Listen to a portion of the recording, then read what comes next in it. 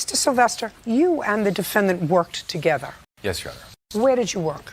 We worked at Kazuki Ramen. It's a ramen house, a restaurant. How long had you been working there? We both worked there for about 5 months. I was there in the opening, so was he. So we opened the restaurant together, basically. Did you know each other before you opened the restaurant? No, Your Honor. And there came a time when you decided to room together. Was that a permanent arrangement for you or a temporary arrangement for you? Definitely temporary. It was kind of more of a personal favor. The apartment was far away from downtown, and at the time I wasn't driving, so he pretty much just asked me, could you please, because we went and saw the place together, the landlord liked me, they're like, could you please just move in for a couple of months until you find another arrangement, which I did allow, but I didn't want to be on the lease, and I wanted to pay less than him because I knew I wouldn't be there as frequently. Were you on the lease? No. Only you were on the lease? That's correct. Okay. Did you put down security deposit? Yes. How much? $350. And you moved out after a couple of months? Just 1 month, really. 2 months. I thought it was 2 months. 2 months. Did you give him his security deposit back? I returned $250 of his security deposit back. Why? I withheld $100 for outstanding bills from the months that he had lived I've there. never seen a dollar from Just a that. second. What bills? I have a garbage bill, a cable bill, and an electric bill. And how much do all of those bills add up to together? They totaled $269.84. Bird, would you show those to the plaintiff, please? Because we're going to get to the crux of this case in a minute. The previous payment is here, and then this is the actual bill from that time. Yeah, no, I've seen the bills. I paid him in cash for these bills. I never saw $1 from the deposit. It was $350. I also helped him out for. There's one issue in this case, and I'm not getting involved with your $250 and $350 because it was my understanding from reading your complaint, sir, that he did give you some money back from the. No, I never received $1 from the deposit or the rent that's owed. Basically, I moved out early September with the agreement that when his new roommate moved in, I would receive the money for that rent and also the deposit. Do you have proof that you returned any part of the deposit to him? No, everything was dealt with in cash. Okay. Now, you moved out on what date, sir? It was like September 2nd, between the 2nd and the 5th. Now, so I'm not getting involved in it because if you actually believe that he owed you money and there was so much animus, late October, you wouldn't have gone to his house for a house party, which is really the crux of this case, which is the only part of it that I'm dealing with. So let's understand that. If you felt that he owed you prorated rent or some money for security deposit, when you were invited to his home a month later, a month after you moved out, for a party, I would not have gone if I was in an acrimonious situation with somebody. So you went to a party at his house in October. Now I want you to tell me what happened when you went to the party in October, because that's what this case is about. When I went to the party in October, we discussed the deposit and the monies owed. And as you mentioned, I did have some resentment. So you shouldn't have gone. Yeah, I really shouldn't have gone. Right. Okay. You know, he basically got violent with me about it. He pushed me outside the door and then locked the door. Yeah. Unlocked the door. He locked the door with my keys inside, my car keys inside. So. And keep going. Then I had to pay for a cab to get home. And then the next day he said a bunch of crazy things to our manager that we work for. I don't know whether he did or not. That's hearsay. Either way, though. Because there's nobody here. Either way, I sent him a text message saying, I'm going to take you to small claims on this matter then. I gave him the small claims paperwork. I'd like to see that text. I don't have the text with me, but I do have this small claims paperwork that I filed. To me, carefully. Yes. I want to see the text where you said to him, I'm going to small claims court. You say you have a text. Use your phone right there. Yeah, I do not have the text, unfortunately. This is a new phone. You know how many times I hear people, how did you get a new phone when you lost your job? What you're suing for here is lost wages. When did you get a new phone? It was a very affordable phone, Your Honors. I do have the small claims paperwork here. Listen, I'm going to do my drill when I'm satisfied that I'm going to throw you both out. Yes, Your Honor. Great. So you don't have the text. No. And you said if I don't get satisfaction, according to you, which you don't have because you bought a new phone, you said I'm going to take you to small claims court. And you filed a small claims case on what date? The small claims was filed on October 31st. On what date were you served with the small claims case? I was served that Monday, I believe. By whom? His mother. Where? She came behind the bar while I was at work. And at that time, you were both still working at the same restaurant? That is correct. Were you working the same shift? No. What shift were you working? I was working my afternoon shift, so I was working the 4:30 to close shift. And what shift were you working, sir? I did not work that day, the 31st. What shift did you usually work? I worked the same shifts as Josh. So then you were both working the same shift, except for the day you was allegedly served with a small claims case. Yeah. Just answer my questions. Yes, Your Honor. Okay, now I would like to see the small claims case. Yes, Your Honor. Well, I see 2 small claims cases. Yes, I amended the order to include the lost wages after he filed a restraining order to keep me from work. Shh, just a second. But you left things out when you filed an amended complaint. First claim you asked for, not that I'm getting involved in it, prorated rent, a loan, and your possessions, and your deposit. The second case you filed was deposit, rent, and lost wages. So I assume that you got your loan back and your possessions back. No, I didn't. I've not gotten my So you possessions just back. made a mistake. Yeah, I just amended Just the a order. mistake. All right. Now, the whole thrust of this case, and the only part that I will hear, Yes, ma'am. so that's nonsense, is that at some point you filed a protective order against him. That is correct. On what date? I filed a protection order the day after I received the small claims court. Basically in response. Shh. Yeah. Don't speak. You filed it the day after. That is correct, Your Honor. Okay. And I would like to see the date that you filed it and the allegations that you make.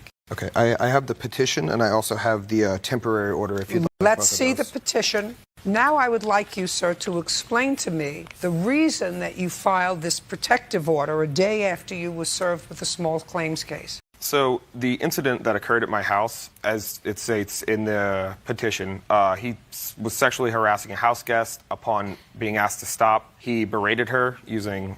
Who cares? Okay. I kicked him out. Who cares? I kicked him out. I didn't feel the need to call the police because he was investigated. I wanted the matter to end there. He made it clear that he was not going to end the matter No, there. don't just say. Don't tell me what he made clear. He Yes, was ma'am. bothering somebody at your party. That person didn't file a protective order against him. You did. And I want you to tell me what he did that inspired you after you were served with a small claim case to file a protective order. He made it clear that... No, not clear. That is an assumption, sir, based upon facts, which you are going to tell me, and the facts had better be consistent with what you wrote in your answer, which you probably don't remember. In my petition But- order? No, in my case. Okay. In my case. So I want you to tell me specifically what Mr. Sylvester said or did to you that inspired you to file for a protective order the day after you were served with a small claims case. The day after I was served with a small claims case, it was in my belief that he was going to continue to harass me while I was at work, and therefore I filed the protection order. I want to tell you something. You abuse the system. I don't care what you believe. Your mother cares what you believe. Maybe your sister cares what you believe. Maybe your mother cares how you feel. Maybe your sister cares how you feel. The law doesn't give a rat's ass how you feel. The law believes in facts.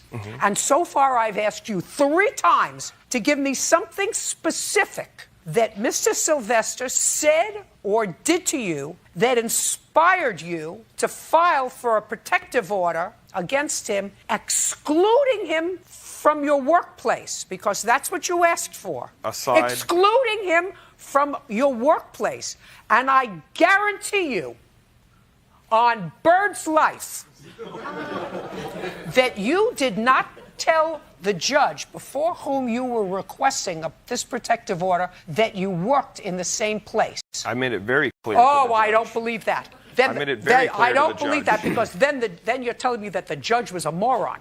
The judge suspended That- it. He didn't issue a restraining. He didn't issue a permanent restraining order. No. You asked for. That's not what I'm saying to you, sir. Let's make ourselves perfectly clear. Yes, ma'am. You requested a protective order on an emergency basis, excluding him from your workplace. That's correct. And the judge granted that application on an emergency basis, therefore making it impossible for him to go to work. And I guarantee you that you didn't tell that judge who granted the temporary restraining order based on this nonsense that he was a fellow worker along with you. You may have told the judge who heard the final order of protection and denied it, because you were not granted a final order of protection, right? No, but I disclosed his working location when the judge asked where the perfect place for service would be, service of the actual document. I think that you overstepped it and you abused the system and you abused him. Now, if you felt threatened, which I think you did not, was this, by the way, this young woman that he was making come-ons to at the party, was this somebody that you knew well? And give me the first name. Her name was Van Lynn, and yes, it is somebody that I know well. Is it somebody that you were dating? You could say that. That's either a yes or a no. Yes, we were dating. Right. Casually. So while I'm not getting involved with the rest of this nonsense, I am awarding him money for lost wages. Okay. Because I think that your actions not only abuse me as part of a system, because you used it in retaliation. Your girlfriend didn't feel threatened enough to go and seek a protective order. And you never sought a protective order before you were served with a small claims case. And this was after the party. It's for the same... Just a second. We're done. Judgment for the plaintiff in the amount of $1,500. We're finished. Thank you. Nobody wanted to live with him. He's a slob. When I woke up to him cleaning my house... He's always broke, and it's red flags. And having random people that I had never met before coming to view the house. So the few people that I did bring by, they were like, this is disgusting. Before 30 days notice was given, yeah, it made my life kind of difficult. And I'm definitely not doing this. So it was a trouble to get that spot. Not going to do it again. And hopefully this is one step closer for Joshua becoming a man. Miss Russell, did you and Mr. McNulty ever live together? Yes, we did. From when to when? We lived together from September 1st to November 12th. Of last year? Yes, of 2016. But that was after your daughter was born? Yes, that's correct. I'm talking about prior to her birth? No. And at the time that she was born, were you and the defendant still dating? No. When did you stop dating? In September of 2015. Your complaint indicated, the first couple of lines, that Mr. McNulty did not know he had a child due to some, use the word mix-up, for the first 4 months of her life. Mm-hmm. Was that a mix-up because there was someone else who was originally named as the father? There was. I was dating someone. Okay. So there was someone else who was named as the father. And what prompted you to take another step towards finding that Mr. McNulty, who actually had a paternity test, was the father of the child? He contacted me asking for it, paternity test. Is that right? Yes, ma'am. Why? Honestly, it was crazy how I found out about it. I just found out through a picture online, and I saw that the child looked like me, and I just kind of had this crazy hunch that it might be mine, so I contacted her and got the paternity test done. And just a minute. When you contacted her, where was she living? it was Lafayette, Indiana, which is about an hour and a half from me, almost 2 hours. With whom? Her sister. And in what month was that? I can't tell you exactly. I want to say it was around September. So you're talking about September of 2016? Yes, ma'am. Now, when you found out that this little girl was yours, according to what I read, you invited her to come to move into your house. Yes, ma'am. Why?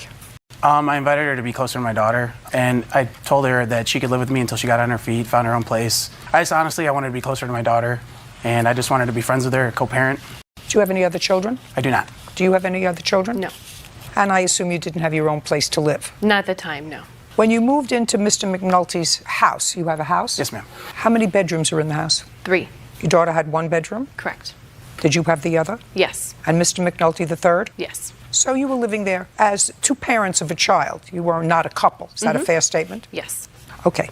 Now, an incident occurred in September wherein you claimed that Mr. McNulty damaged your car, took your cell phone, and threw your property out. He threw some of my belongings out, not all of them, Now, and it was in November. Would you like to explain to me, Miss Russell, why this man who actually tried, at least on the surface, tried to do everything in an appropriate fashion, contacted you to find out whether he had a child, bore the expense probably of a paternity test, found out that this was in fact his child, and you were, for all intents and purposes, homeless. You didn't have your own residence. He invited you to come to stay in his house, your own bedroom, because he wanted to, he uses the word co-parent, he wanted to be closer to his child. You want to tell me why he would do such dastardly things? You want to tell me what happened? I did pay for the entire paternity test. I also was living comfortably at my sister's. I had my own room. Well, then why would you go to his house? Because I thought I was doing the right thing and letting my daughter's father be in her life. She can be in his life many, many ways. He wanted us to be closer, and he gave us this dream of being a happy family, and little did I know until I moved in that he was not the person I thought he was. Okay, let's move on to November. Tell me what happened. So he came home. What date? It was November 12th, I believe. He came home inebriated with a girl for the third time. And we had an agreement that he would not bring home women while we were living there for the safety of our child and Just for a second. respect. When did you make this agreement? After we decided we weren't going to have a intimate relationship. Right. In what month was that? That was September. Okay, so shortly after you came in. Yes. Okay, tell me about the conversation. Conversation after he got home that night? No, the conversation where he said that he would not bring women home to his home, even though you weren't his girlfriend, you weren't involved in a relationship. Tell me about that conversation. Our conversation was out of respect for each other and for our daughter, unless we were serious about people and until I moved out with our daughter, that he would not bring girls home. Is that correct? No, ma'am, it's not. Well, you hesitated for a moment. You want to tell me why? Yes, because she wasn't actually a girl I was seeing. It was more of like a friend that I've known for a long time, and she took it as a girlfriend. And Okay, now when you came home on November 12th, do you remember that day? Yes, I do, because I don't remember if it was November 12th. I remember it was Veterans Day, because I was in the military with a couple of buddies of mine, and usually my buddies will take me out on Veterans Day. Okay. So that's Did you why. come home drunk? I wouldn't say drunk. I was a little. I was inebriated. I'll admit that. Yeah. Do you remember what time you came home? It was about 2:30 In the morning. in the morning. Yes. And there was a woman with you. Yes, ma'am. Okay, so let's hear what happened. That was the instance of one of 3 women throughout Where? the process of living together he'd brought Okay, home. it's his house. He Right. came home with a woman, and I told her to leave, and she didn't know that there was a baby and another woman there. So she agreed to leave. She didn't know there was a baby and another woman there. Yes. You mean you, the other woman? Yes, me Okay. and my child. She had Okay. no idea we were there, and she gladfully left. Okay. He, in a rage, headbutted me twice, threw me against a wall. I got away from him by pushing all I could away from the wall. And running to get my cell phone to call the police, which I did. The operator told me to go into the... Don't tell me what the operator told you. I went into my daughter's bedroom. There are no locks on any of the doors in the house, not even the bathroom. So I tried holding her door shut until the police arrived. And I was instructed to get out of the Tell house. me what you were instructed to do. Okay. Just tell me what you did, what he said to you, what you said to him. So I was able to get out of the house with our daughter, and the police came. They took our statements, and they instructed him Don't not. tell me what they said unless you have a police report. I have I'd like 2. to take a look at it. Well, it appears that from the police reports, at least, after speaking to you, that you did not report to the police that he head-butted you twice. What the police officer noted after conversation with you, that you told the female to leave. She stated that Corey became angry, pushed her, and put his forehead against hers. That's what the officer That was said. incorrect. That's what the officer said. She had no complaint of pain and no visible marks of abuse. She further stated she really didn't want him going to jail, but separated from her for the night. He argued with the police, probably a little drunk, but I was more wrong, upset not about getting kicked out of my own wrong, house. that you were Yeah. being kicked out of your own house, Yeah. where plaintiff neither pays any of the bills, Yes, nor ma'am. is it her home. However, you did separate to the extent that you slept it off in the garage. No, negative, ma'am. Where did you sleep? I went to my buddies down the street after the police officer told me to leave. He gave me the option to go to jail or leave, so I left. Okay. Did you come back the next morning? Yes, ma'am. What time? It was around 7:30. Okay. And when he came back at 7:30, I want you to tell me what happened. He never left. I saw him walk in through the garage, which he was sleeping in his sleeping bag in the garage. Fine. So he was, but he didn't bother you. Whether he was sleeping at his friend's down the street or in a sleeping bag in the garage, he wasn't near you for the rest of the night. He was instructed not to come into the house. Listen to me carefully. Not to come into his own home. Let's move on. You have 3 complaints. Your complaint is that he took your phone. Yes. That he damaged your car, and that he has your stuff. I've read the police reports. So let me tell you what the police say you told them. The second police report indicates that you went to the police because he was still there. And when the police came back with you because you couldn't find your cell phone. And when you came back with a police officer who notes that Miss Russell advised that she wanted to gather a few things from the home and that she would be going to stay with a family friend. That was the next morning. Officer Vasquez went back to Miss Russell's residence and observed Corey had placed all of her belongings in bags outside of the residence. Miss Russell gathered what she could fit in her vehicle and advised she would need to come back later for the rest of the items. Miss Russell further advised that she noticed a dent in her 2007 Jeep Patriot and believed Corey may have done it, but wasn't For sure. I was certain. Just a second. That's what it says here. Noticed a dent. She believed he might have done it. Wasn't for sure. Miss Russell was able to leave the scene without incident. I want you to tell me, what proof do you have for the three things we're talking about? What proof do you have that he took your phone? So when I went to sleep the morning of the incident, when he was supposed to leave the house, all three of the bedroom doors in the hallway were open. When I woke up, one was closed, and my phone that was sitting on my nightstand on my charger was gone. Where's her phone? I don't know, ma'am. The police escorted me out of the premises. Next.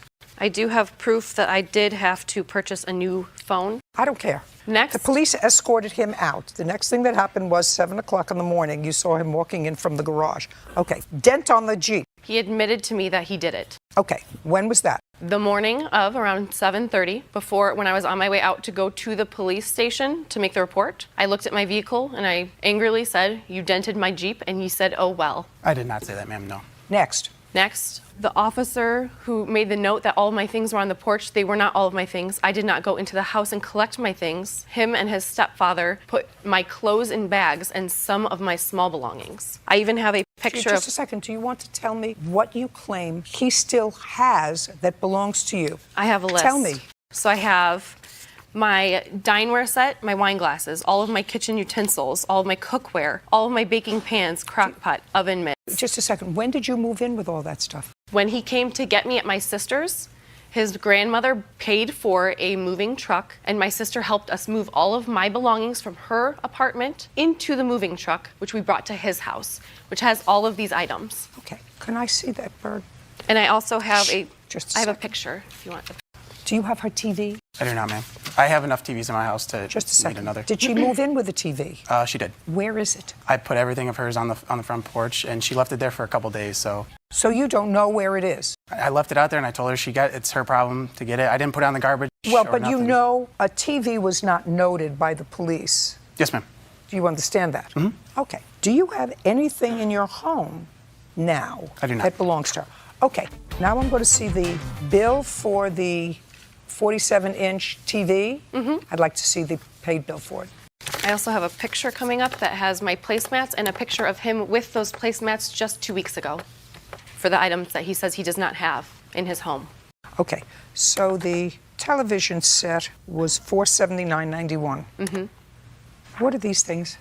Everything on the list is stuff I've purchased, but the ones that I highlighted are the ones that he still has in his possession. And what's this supposed to be a picture of? That picture matches the small photograph. The photograph has my placemats at my apartment. He has the exact same placemats in that picture at his house. It's proof that he does still have my items that he is claiming he does not have. I don't care. The judgment for the plaintiff in the amount of $994. We're done. Your Honor, I We're still have done. evidence. We're done. What about my vehicle? He's not paying for your vehicle because I have a police report where you say I have a dent in my car. I think Corey did it, but I, didn't have no. say that to the police officer. Well, that's though. what the police officer says. We're done. Miss McClendon, I'm going to start with you. You and Miss Morgan worked together. Is that how you met? Yes, ma'am. And you needed a place to stay? Yes, ma'am. Why did you need a place to stay? I was currently staying in a hotel, and I couldn't afford to keep staying there. How much were you paying at the hotel? $1,300 a month. And how much were you earning? I get anywhere from I'm a server, so it really depends. Got it. And Miss Morgan worked at the same place. She offered you to come to stay with her, and you would split the rent. There were just the two of you there? No, ma'am. In the beginning, she offered to help. Listen, she doesn't know you other than both being a server at a restaurant, Yes, right? So why would she? I mean, you're not her sister, you're not her cousin, you're not her niece, you're not anybody to her other than somebody who she knew from work, who was paying $1,300 a month in a hotel, who couldn't afford it. Yes, ma'am. And she had an apartment. She lived alone? She didn't have anywhere at that moment. No. Was she living alone? So she was living alone. And how many bedrooms are in her apartment? 2. 2. Easy. Come and move in with me. We'll split the rent. How much was the rent? $650. In total? Yes, every month. So $650 cut in half, right? Yes, ma'am. So your share of the rent would have been $325. Yes, ma'am. As opposed to $1,300. That sounds like a pretty good deal to me. When did you move in? About the middle of September 2016. September 16th to be exact. And when did you move out? December the 20th, 2016. The 21st. Don't shout out again, otherwise I'm going to just dismiss your case. September to October, October to November, November to December. 3 months. How many times did you pay her rent? 3. How much did you give her each month? $325 for rent, and it varied each month as far as. No, the so you paid her utilities. $325 each month for rent, September to October, October to November, November to December. Is that true? No, ma'am. Of course not, because you don't even say that in your answer. Because you say, about a month after I was staying there, Paige asked me to pay half of the rent, which I did. That was a month later. So you lived there 3 months, but according to your answer, you only paid rent for 2 months. Yes, ma'am. In the beginning, she agreed to help me out. I told her that I can help out with what I can, but I didn't give. We didn't have a. So you didn't pay rent for 1 month. So I you paid didn't every pay month I was there. You didn't pay. I asked you 2 seconds ago. I said, how many months did you pay? You said, I paid $325 every month that I was there. But I remembered reading your answer, and your answer said that you didn't pay rent the first month you were there. Do you understand? Yes, ma'am. Great. Okay. Didn't work out. It didn't work out because of some internet bill. You had your boyfriend who was staying over. Is this your boyfriend? Yes, ma'am. So he was staying over, and he was using your computer and whatever. She was also supposed to contribute, according to you, to the cable bill. She didn't contribute to the cable bill. She said, I don't use a computer. So what you did was you took her off the account. Then you had a fight. You had a big fight. So far, am I right? Yes, ma'am. Okay. And the big fight took place on December 20th or December 21st? The 21st. According to you, she damaged property. What did she damage? The room that she had was completely furnished, and after she moved out, I went in there and she had ripped apart the bed. I'm not exactly sure what she did, but the frame, the footboard, everything was actually me a in the picture. closet. Yes, ma'am. Tell me about the fight, Miss McClendon. On the 20th, we had already had previous arguments. That was not the first big fight. We had one before where I came to her and asked her, if Drew's going to be living there, I feel like he should pay a third of the rent. And I don't have a TV. I don't watch TV. I don't feel like I should have to pay half of a cable bill. And she said, but you use the Wi-Fi. And I agreed. Yes, I do. And I will pay half of the Wi-Fi bill. I went online. I looked up how much their highest cable service was, which was $39.99. And I told her that I would pay half of that. But she told me that because it's a bundled deal, I still have to pay half of the So that was whole what the bill. fight was about. That's what started it, yes. Okay, and then it escalated from there. Does your boyfriend still come over to visit? Yes, ma'am. Yeah. Okay. What's your permanent address? I'm sorry, ma'am. Your permanent address. It's in Douglasville, Georgia. One road over from her. It's 29. No, that's my address. Oh, that's her address. I'm sorry. I'm sorry. Very good. I'm sorry. Yes, it's Can I? it's 30. It's 3865. Your face just got really red, sir. Yes, Do you yes, sir. understand? Yes, ma'am. Okay. I'm very nervous. Yeah. Yes, ma'am. Right. We watch your show. Jump. We do. She owes you so far $325 in rent for the 1 month that she was there that she didn't pay rent. She didn't pay $1,300 a month in the hotel. She owes you $325 a month in rent. Okay. Did you break the bed? No, ma'am. What did you do with the bed? As she said, the room was completely furnished. I didn't have anything. And upon me moving in, she said, I have a bed in there. It's really old. It's my son's bed, but you could use it. It was really shaky. Even if you leaned on it, there's a board in the front that would fall off. So all I did is take it apart and put it aside. I put my mattresses on the floor so that I could just sleep on the floor. And is that what you did? Yes, ma'am. Okay. I believe you. Yes, ma'am. Next. I'm sorry. What else? She's not paying for the cable. She's not paying for the bed. She's paying you so far $325 Yes, ma'am. for the month's rent that you didn't pay. What else? Well, when she moved in, before she moved in, and I have proof on text messages, that I told her that it was going to be half of the rent and half of the bills. I don't care. Okay. I don't care. She's going to pay you $325 for rent. Are we done with that part? Yes, ma'am. Wait, she's not paying for the cable. He pays for the cable. He pays for the cable.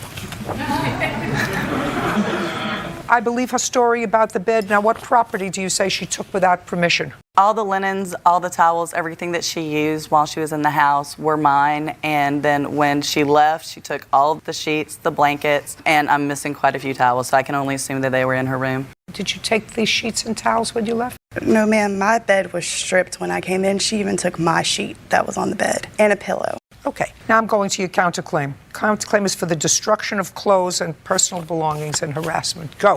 The first time that I left on the day that it happened. You mean on the 21st Yes, of December? yes, ma'am. When I left that morning, I woke up. I had my best friend's son there with me, my godson. I woke up. I put him in the shower. I went back to my room. When I came out the room, immediately she came out because our rooms were right next to each other. She came out and she started, "Mr. Dan will be here at 10 o'clock. Do you have the rent?"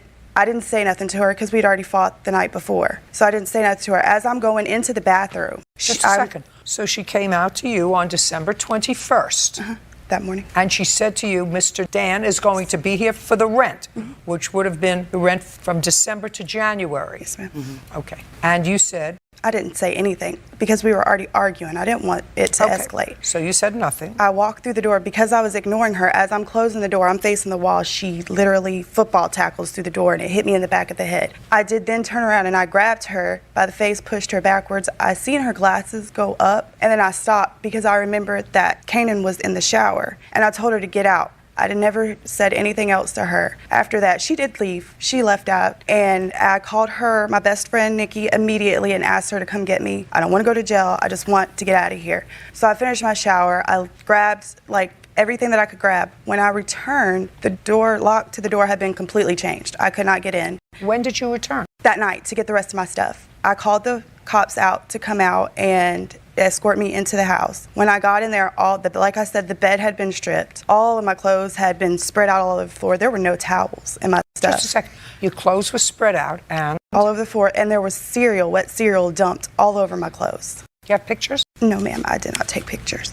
You have a phone? Yes, ma'am. Does your phone have a camera? Yes, ma'am. So why didn't you take a picture of what it looked like? I didn't take pictures because I honestly thought that after I left, I didn't have to deal with it anymore. I just wanted to be done. Fine. Judging for the plaintiff, the amount of $325. We're finished. Thank you. Ms. Mack, it is your claim that the Herrera's dog bit your 8-year-old son. Yes, ma'am. On what date did this happen? February 19th this year. How long have the two of you been neighbors? I've lived there almost 2 years. This July will be 2 years. You? We've lived there for almost 7 years. You have 2 dogs? I have 4 dogs. 4 dogs. What kind of dogs do you have? I have a mutt, and then I have a Chowini and 2 Chihuahuas. A what? A mutt. She's a mixture of all sorts of.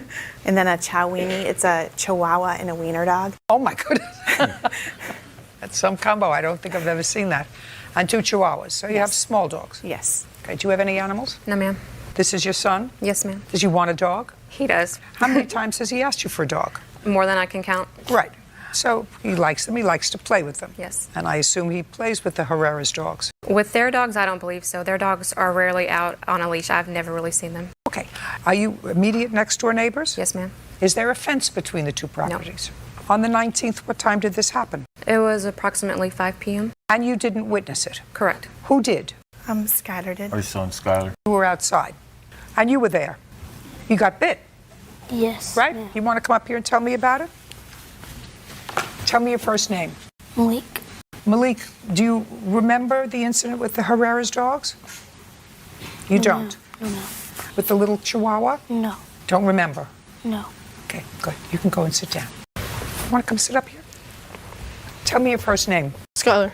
You were out with the dogs? Yes. How many of the dogs did you have out? 2. Which 2? The mutt and the Chowini. That the Chihuahua? No, Yes. don't look at them. Look at me. Do you understand? I'm not frightening, am I? A little bit? A little bit? No. No, good. All right. All you have to do is tell me the truth, and then we don't have a problem. Okay. Got it? 13. You know that. Yeah. Yeah. You know what happens when you lie to your parents? Yes. Right. You know how you don't want to lie to your parents? You don't want to lie to me worse. Where were you walking the dogs? Behind my house. In your yard? Yes. Would you tell me what happened? My mutt was twisting around my arm, and so the Chowini's leash came off and slipped and ran after him and nipped at him. Ran after whom? Malik. And where was Malik when the Chowini nipped at him? Between our houses in the middle. Okay, so it was not necessarily in your yard. Yes. It could have been in Malik's yard. Yes. Good. Okay, now you can sit down. Okay. That was easy, because that was a little bit different from what I have here. You have a video? Who has a Yes, video? ma'am. What do you want to show me? On the video, it shows Malik running from their dogs, and there was actually 3 of them chasing him, not 2. The bite actually happened right off camera, and then it shows him run into the frame of the camera and onto our trash cans by our porch. It's my home surveillance. I'd like to see it, but according to the Herrera's son, they're responsible for the dog bite. Got it. All right, Mr. and Mrs. Herrera, when I first read your answer, which is totally different from what your son tells me and totally different from this video, I was sympathetic with you. You know, you said that their little boy went into your yard and was teasing your dogs, and as a result of that, got bitten. Yes. But that's not what happened. That is what happened. No, that's not what he said. That's not what your son said. Your son said that the larger dog twisted his leash around his arm, and the other leash slid off, so the dog was free, and chased Malik, and he was in his yard. But Malik was in our yard teasing him prior to that. And he was running from the back of my yard into the yard when it happened. Who saw that? He does that weekly. I don't care whether, who saw that on February 19th? Skylar did. That's not what he told me. Well, that is what happened. Well, I don't know if that's what happened. It's not what he told me. Could you please ask him again? No, now I'm not going to ask him again, because now he just heard you tell me. I was very clear. I said, what happened? And he didn't say to me. He was teasing the dog. He was screaming at the dog. He was shaking a stick at the dog. He said what happened was he was out walking two dogs. One leash got away from him. Well, clearly he was being chased by two dogs. Clearly in the video it shows him being chased by two dogs. But the video does not show where he was behind my house, not on the side, teasing my dog. I was sitting in my living room chair, and I could hear Skylar even say, Malik, please don't tease the dog. Do you remember teasing the dogs? No, ma'am. You don't remember getting bitten either? Yes, ma'am. No. I think he's just being shy right now. He remembers. He was telling the story. Okay. Well, I see that he was bitten, and I see that he was frightened. You have to be careful. Even with little dogs, you have to be careful. Okay, I'd like to see the medical bills. Yes, ma'am. Who were the other children there? There were other children, more than just... Yeah, it's our other side next door neighbors playing in our yard. With you? No. With whom? With my littler siblings. Well, I have one emergency room, and then I have... At that particular hospital, the ER bills separate from the actual doctor, but that was the same visit. They told me before we left there they would bill separately. I also let the defendants know that when I talked to Frank. Okay, and you had no health insurance? Correct. Okay, so the total charges were $383 and $438? Yes, ma'am. Did you present these two bills, which total $821, to the Herreras? Yes, I did, on two separate occasions because they came in the mail separately. And what did they say? The first one, when I went over to their house, they actually weren't home, so I taped it to the inside of their glass screen door, along with a note just saying, you know, hey, this is the bill. I wanted to try to see if you wanted to resolve it between the two of us. If not, then, you know, I'll have to take it further. Frank actually came to my house 2 days later asking me, was Malik okay, and talking about the bill, and he said that they didn't have any problem paying it, but on the bill it does not state that this bill is for the dog bites, so he wanted basically proof that that's what this bill was for. I actually contacted the hospital the next day to see if they could give me something like that, and they said because of HIPAA laws, they couldn't put the reason for the visit on the actual bill.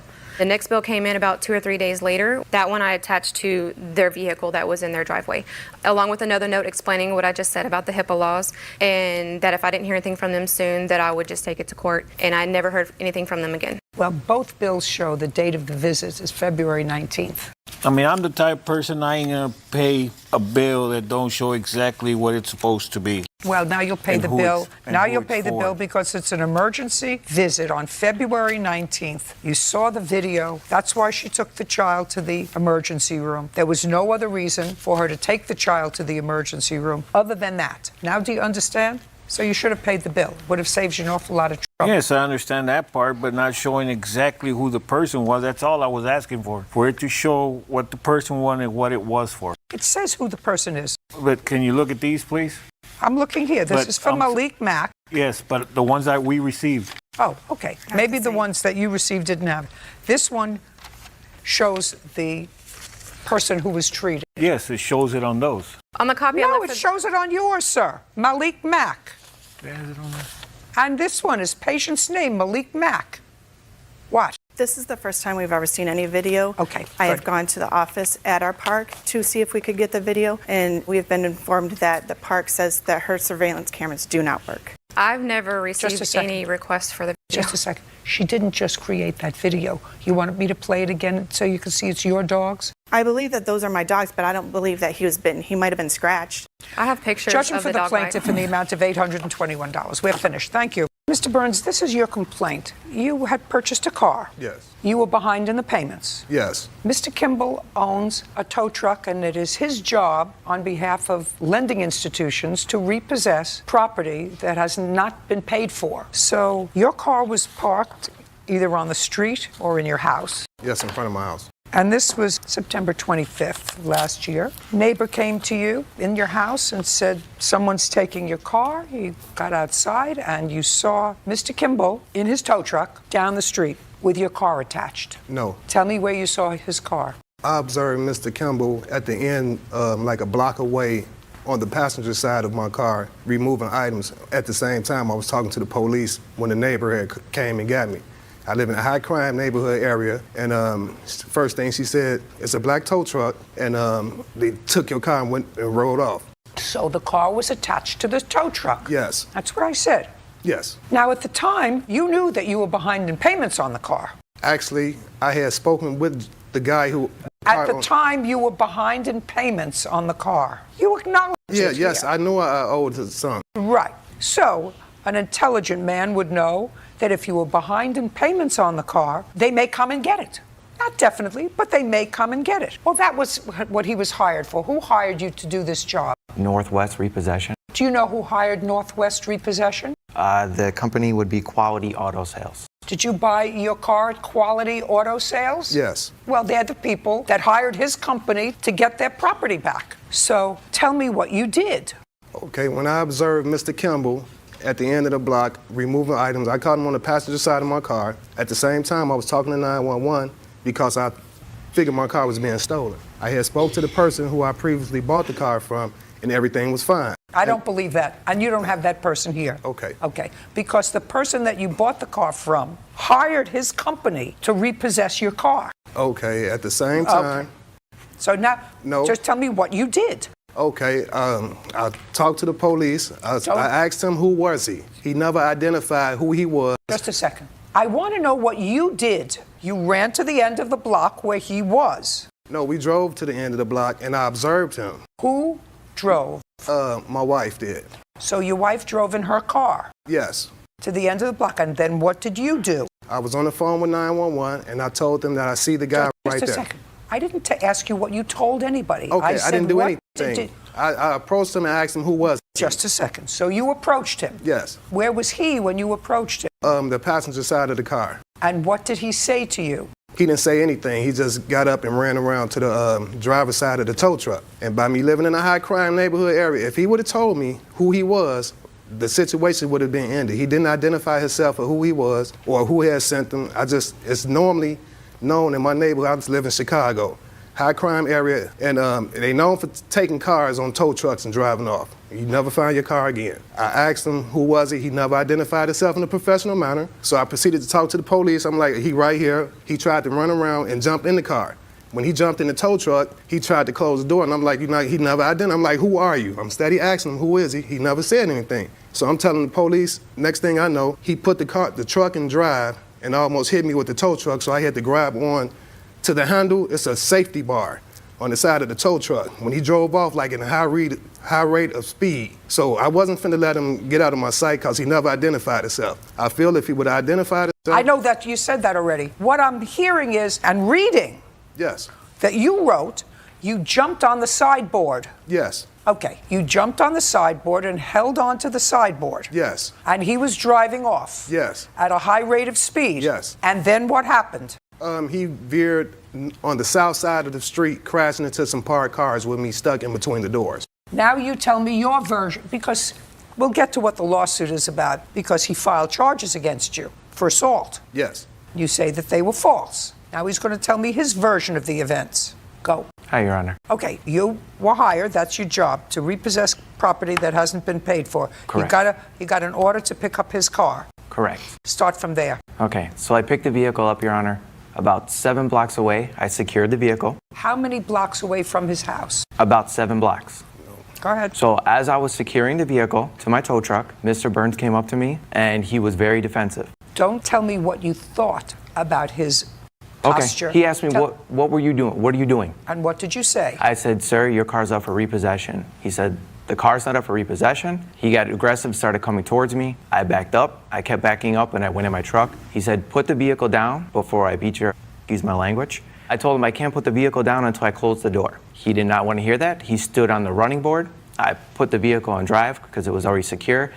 I started driving at a slow speed. And he grabbed onto the steering wheel, and then we had smacked into a car. Prior to this, before he had jumped on a running board, he hit me in my side about 2 or 3 times. Where was he when he hit you in your side? He's standing on the running board of the truck. Okay, so he's standing on the running board of the truck, and you're inside the truck. Correct, I'm sitting. And he's standing on the running board. Correct. And how did he hit you? He punched me to the side, so like in my ribs. So if I'm sitting here right now, and he's standing right here, he would hit me in my side.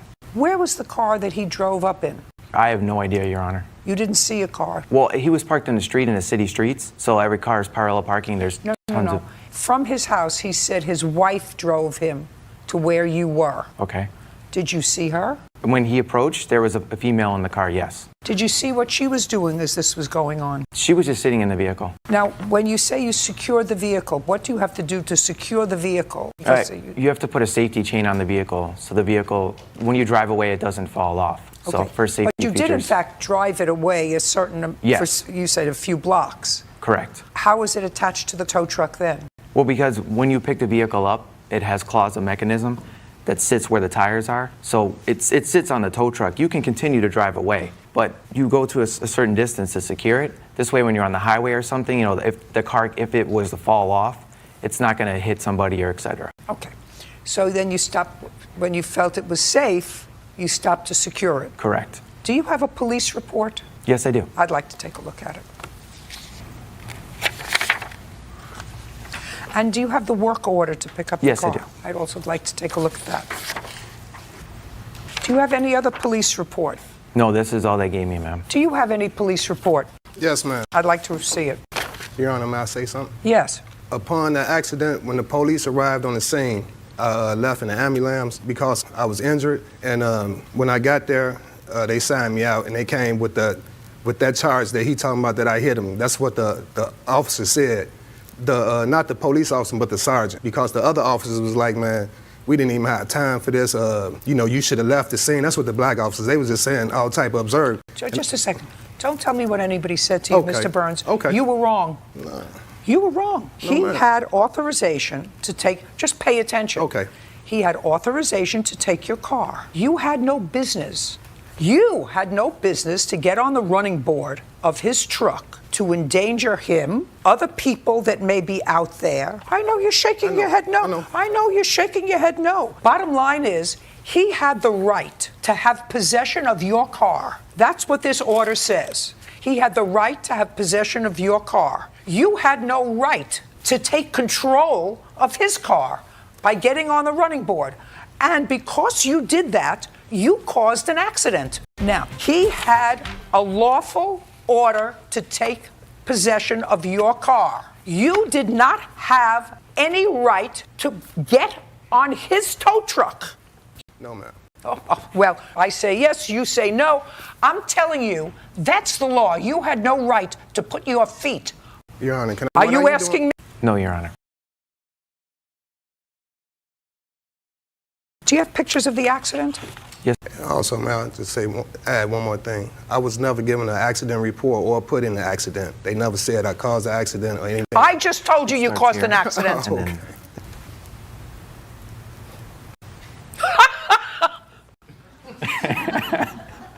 The side of his truck says Northwest Recovery, Inc. What do you think that means? I didn't know what With his license number. I didn't know what it meant, yes, but if I would have got a letter saying that it was anything, I never received anything saying I was behind. Somebody else's fault. Mr. Burns, you have no case. Yeah.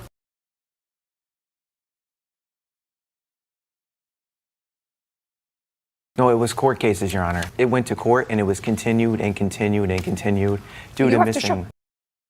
You have to show me that you weren't paid for those. Well, Ms. Hill, you're the owner of a rental property that the defendant was renting from you since 2015. Correct. What kind of rental property is it? Single family home. Do you own the home? I do. When did you purchase it? In 2012. Did you purchase it as a rental property? I did not. I lived in the residence before renting it to the defendant. Who did you live there with? My daughter. And why did you move out?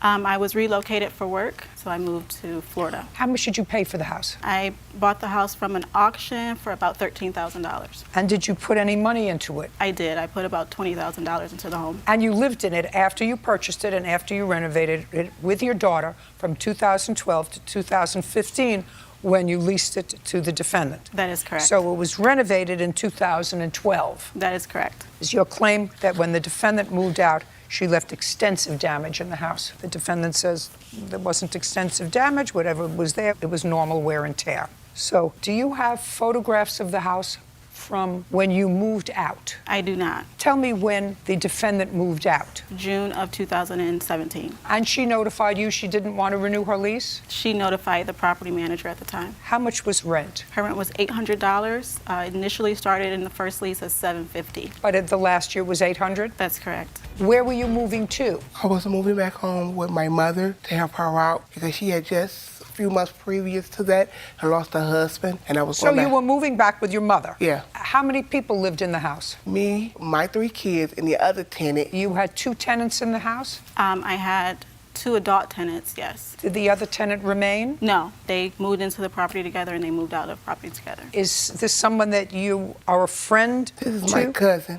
When you moved out in June, you received, according to your complaint, a notification that you should come out to see the house. That's correct. When the defendant moved out of the property, I was notified by the Did you do a walkthrough with the property manager when you moved out? We did a walkthrough in May when it came out. What day in June did you move out? I moved out June 1st. I would like to see a copy of the walkthrough. They didn't give me no copy. Do you have a copy of the walkthrough? I do not. I just have photos of the walkthrough from the day she moved out. May I see them? Yes.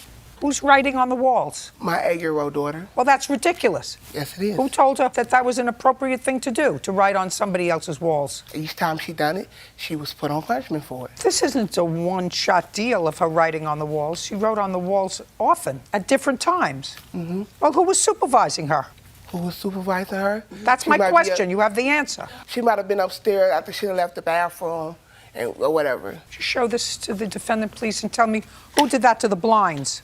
Okay, these blinds, I see the pictures, and... Who did that to the blinds? My same 8-year-old. Who did this to the walls? Holes in the walls. By me living there, I will take responsibility for the holes in the wall. Same person I just showed you about the other 2 is the same one who was doing all the damage. What happened to the kitchen cabinets? Okay, where you see the paint coming off at, they was painted gray, and by me cleaning the cabinets with bleach, the bleach, what they did was damage the cabinet, and the paint started coming off, and that's why the cabinets was like that. You have communication from the property manager? Yes. I'd like to see it. That was the afternoon of the walkthrough where... Could you please show this to the defendant? He and the contractor took photos and also gave me the estimate amount of damages. Is she living with you now? Mm-hmm. Yes, yeah. How does she and her children treat your property? They treat it all right. Well, who taught her to treat other people's property like this? Nobody. Did you have the place fixed? I have. Do you have the receipts for me? I do. Would you like the receipts, or would you like I have a breakdown of everything? Well, I would like the actual receipts. Okay. Did you re-rent the property, or are you selling it? The property has not been rented again because of the pest. So when she left the property, she left it infested with bed bugs, roaches, and mice. So on the initial visit to Ohio to take care of the property and restore it, we were not able to do any of the work on that initial visit because when we walked through, we had 5 contractors with us and at least a dozen mice scurried across the floor. We also noticed that there was a roach infestation. We called out the exterminator, and then he advised us that there was also a bed bug infestation. Judgment for the plaintiff in the amount of $5,000. We're finished. Mr. Rose, Mr. Mendoza runs a store, a dollar sort of store. Yes, ma'am. A lot of inexpensive little things. And based upon what I read in your complaint, you frequented that store. You went in Yes. there, and you walked in one day, and you saw that your picture was up in the store, and the picture suggested that you were a shoplifter. Yes, ma'am. And you want to be compensated for that. Yes, Your Honor. Now, do you have a photograph for me or something to show me of the poster that you saw and when you saw it? Yes, Your Honor. I have a video, actually. It has no audio on it, just video. And if I could, I want to explain, it wasn't just one day I walked in. Actually, it was a day or two after Christmas of last year, December 2015. I came in the store and I had words with the gentleman in the white shirt. I think his name is Caesar. It was about a cigar that they were selling for $1.50 for, and it, you know, it says 2 for 99 cents on it. And we got into some type of verbal altercation. And then I came back 2 or 3 days later for some incense or candles, and I saw it directly as soon as I walked in the store, shoplifter. Okay. So what you feel precipitated putting up this photograph was the argument that you had had with Mr. Mendoza's employee. That is your employee, sir? Yes. Okay, because you raised an issue that they were overcharging for cigars that on the package said 2 for $1. They were selling them for $1.50 a piece. Exactly. Okay. Stand up, sir. Your last name is? Mendoza? Are you related? Yes. He's my brother. You remember having that discussion with Mr. Rose? Yeah, that's happened like March 15. It happened in March? That's incorrect. You think it happened sometime in December? I'm certain it happened sometime. And you're certain it happened March 15? March 15 at 4:15 p.m. And I assume that that tape is going to show that to me. Let me explain you. The No, tape, no, because you're pretty adamant about the date and the time. For the date of the... Okay. So you're going to show me something that you took in December of 2015. I think it was January. It was a couple days after the initial verbal altercation. And this is the beginning of it. I was just walking up into the store so I could show you where they were displaying it. As soon as you walk in the store, it's right here. Right where? I'm zooming in on it right there, it. and I happen to be that person right there screaming, because that's when they took the picture of me when I was screaming at them, right there with the baseball hat on. Is that just a second? You can see it clear on my phone, Your Honor. I'd like to take a look at it on your phone, sir, because I can't see it clearly there. Yeah, there was never any incident of me stealing anything from the store. Just a second.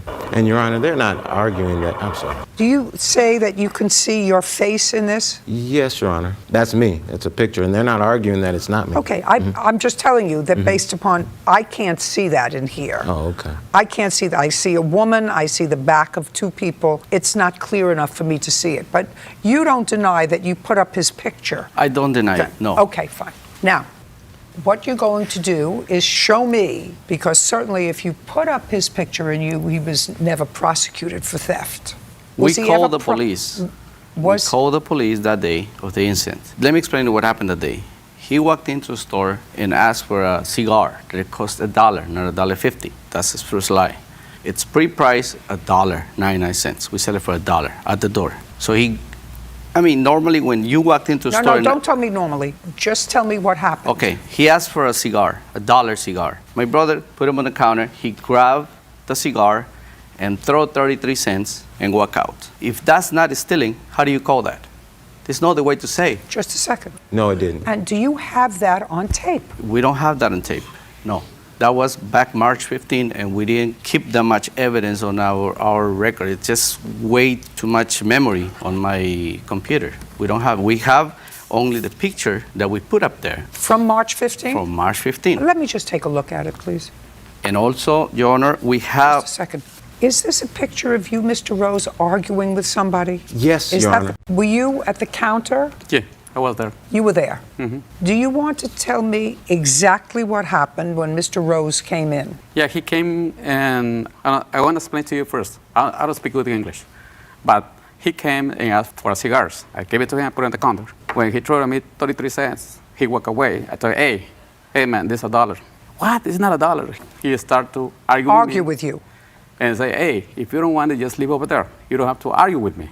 And no, okay, you overcharge me, sir. The price is on there. It's printed. It's printed on the cigars. And he has tried to argue with me. He's tried to fight with me. You know, he said, hey, no, he was argumentative. You could see it from this picture. He can explain to you better what's going on that day because he saw the video. He spat on his face. He spat on my face. He spat on my face. That's total lie. It makes some threats. That's the reason why we call the police, and we have the police report. May I see the police report, Yes. please? So after this incident, you called the police? Yeah, we called the police. Okay, I'd like to see the police report. Do you have a copy of the police report, Mr. Rose? No, I've never heard of it, Your Honor. March 15th. Exactly, 4:15 p.m. You have any proof, sir, that this happened in December? Well, the incident that I'm referring to happened in December, Your Honor. But But there was another incident in March. I don't even know what he's referring to. I've never spat on Okay, him. well, this is you. Yes. You clearly had an argument with him. Yes, yes, Your Honor. Okay. And do you have any proof that the incident that you described occurred in December? Is there any proof that you have that it occurred in December? Does your phone indicate that it occurred in December? On the recording, when I recorded it? Yes, it should, if it's in December. May I? If it's in December, that would be very relevant to me. I don't know how I would see the date on there. Wow. You have no proof. Your Honor, it doesn't show a date on here at all. My witness can attest that when this incident happened that I'm telling you about, like days after I had the altercations, when I walked in the store and saw this picture up, this has just been happening since December. I've been going to this store. I live a block from the store. Yeah, but you were arguing, listen to me, you were arguing with this gentleman in this picture. Clearly, you are furious, Mr. Rose, in this picture, okay? Why you get furious over a cigar, I have no idea. If they choose to charge $1 for a cigar that's worth 50 cents, you don't have to go in there and buy from him. But you were clearly furious. Well, I'm sorry. Well, I was furious because he was cussing at me and trying to provoke me to fight with him. Oh, please, Mr. Rose, that's ridiculous. Mr. Rose, that's ridiculous.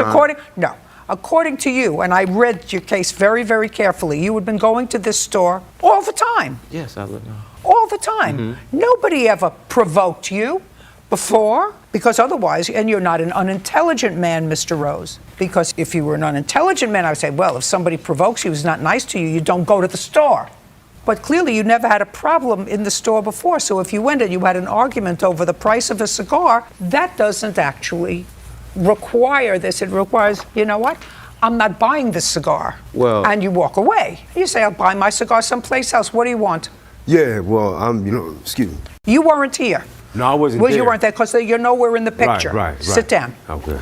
And they think it's a joke. I mean, Your Honor. No, I don't think it's a... Mr. Rose, I don't think it's a joke. But clearly an incident happened over a cigar that you wanted to purchase, that you got very excited over. This man says that what you did was take the cigar and leave with it and threw down what you wanted to pay for it, which was 33 cents.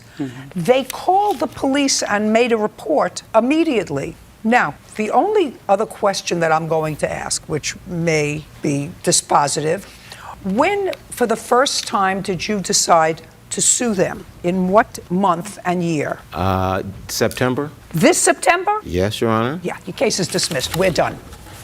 I don't believe you. You were in an automobile accident that you claim was the defendant's fault. Right. I don't think that the defendant would deny that if there was an accident, it was her fault. She says there was no accident. That's interesting. Okay, that's what she says. She says there was no accident. So why don't you tell me the date of this accident? June 27th, 2017. What time? 2:15 in the afternoon. Could you go over to the board and show me which one was your car? I am the orange car with the P on a plaintiff. Okay, so you were going straight down the road. The defendant had a stop sign. Correct. I had the right-of-way on this main street, Grand Via Altamira. So she went through the stop sign. Correct. Right in front of me. Across in front of me. She crossed in front of you? Yes. And then what happened? And then she shot through, so she didn't hit me. She headed towards this curb here, and then to avoid hitting the curb, she swerved out and struck my right front fender and her left front wheel. Okay. Do you have a photograph of the damage? Yes, I did. I'd like to see it. Since the car is brand new, I had a very difficult time taking pictures because it's shiny and I got a lot of reflection. What kind of car was it? 2017 Porsche Boxster. Okay. Do you want her damage also? First, let me see yours. Okay. Did you both get out of your car? Yes, we did. Show me where you were when you both got out of the car. Right in the same area here. So she stopped? Yes, she did. And then as she did so, she said, I have a microfiber cloth in my car. Well, first she stopped. Okay. Didn't say anything. She stopped, she got out of the car. She apologized profusely. What did she say? She said, I'm so sorry, I tried not to hit you and I swerved, but I didn't make it. Her son was traveling with her in the car. Where was he?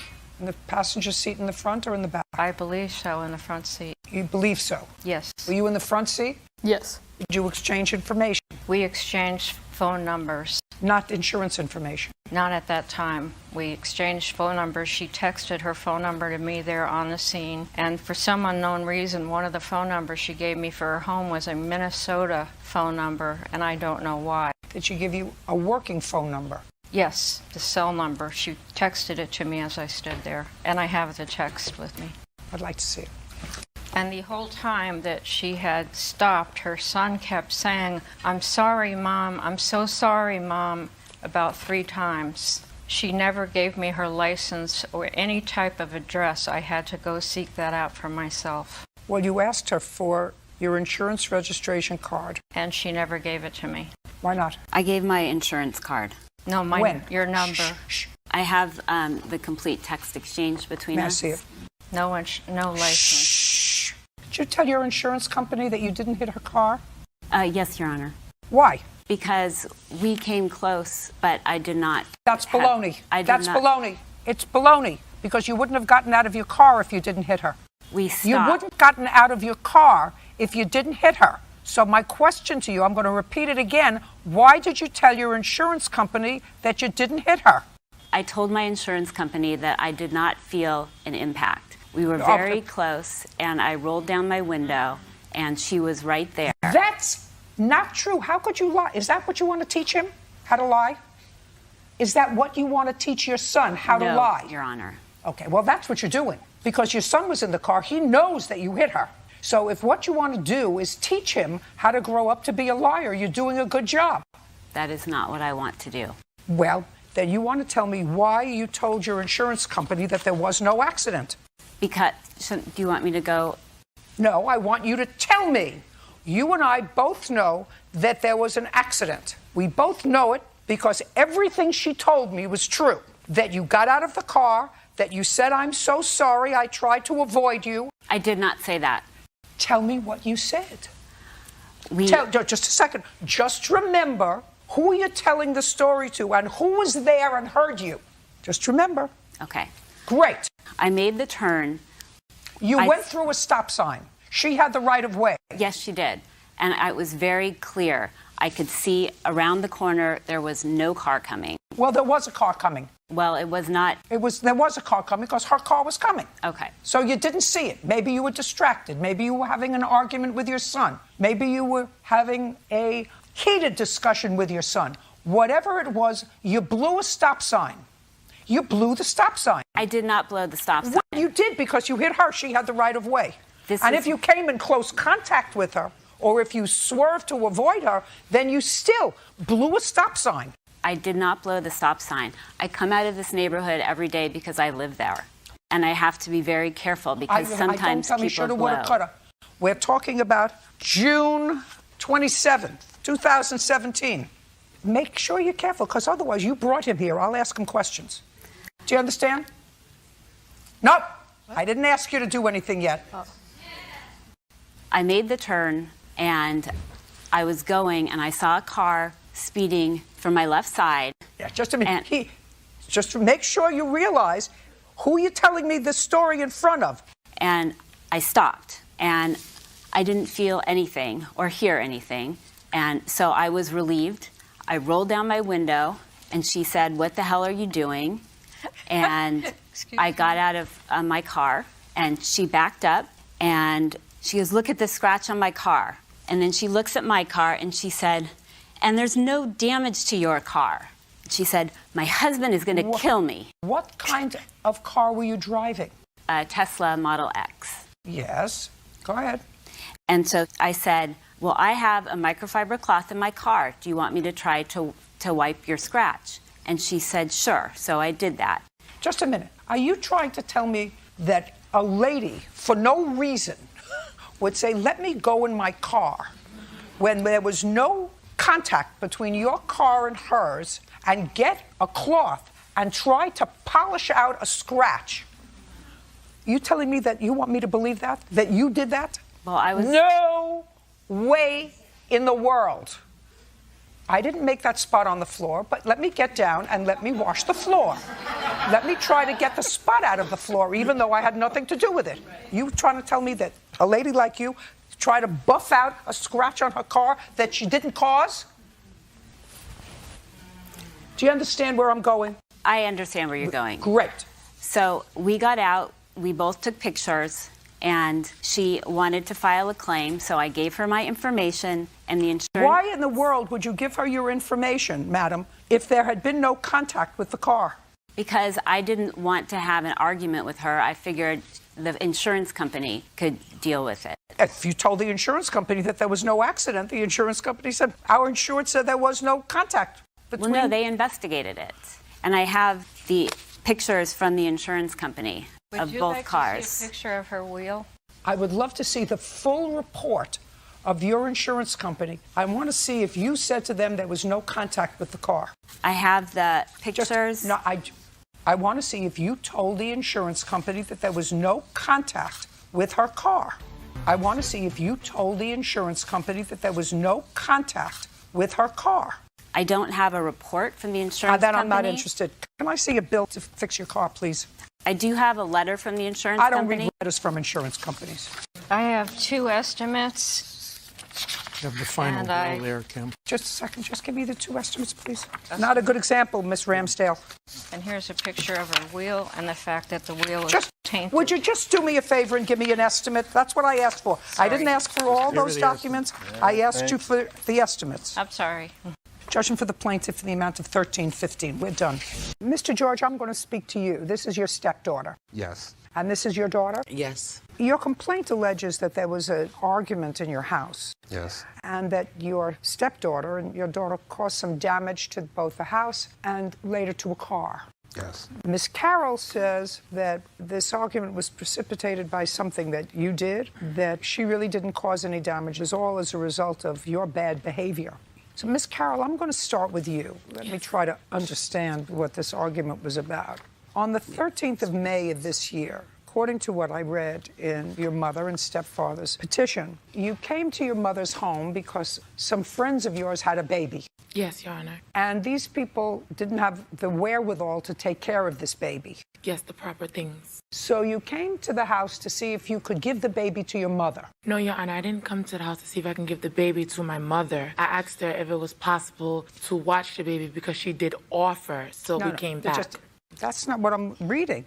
So you wanted your mother to take care of the baby until you came back from where? Just for the mother to have a break, just back to my house, just for the break. For how long? For a couple hours, that's what was discussed. That's not what I'm getting from here. What I'm getting from here is that the fight was about you wanted your mother to take care of the baby for an extended period of time, and your mother said to you, well, I don't mind doing that, but we'd have to do it legally through the court. Well, legally through the court is not for a couple of hours babysitting. Legally through the court means you wanted to leave the baby with them. Correct. Well, then which one is it?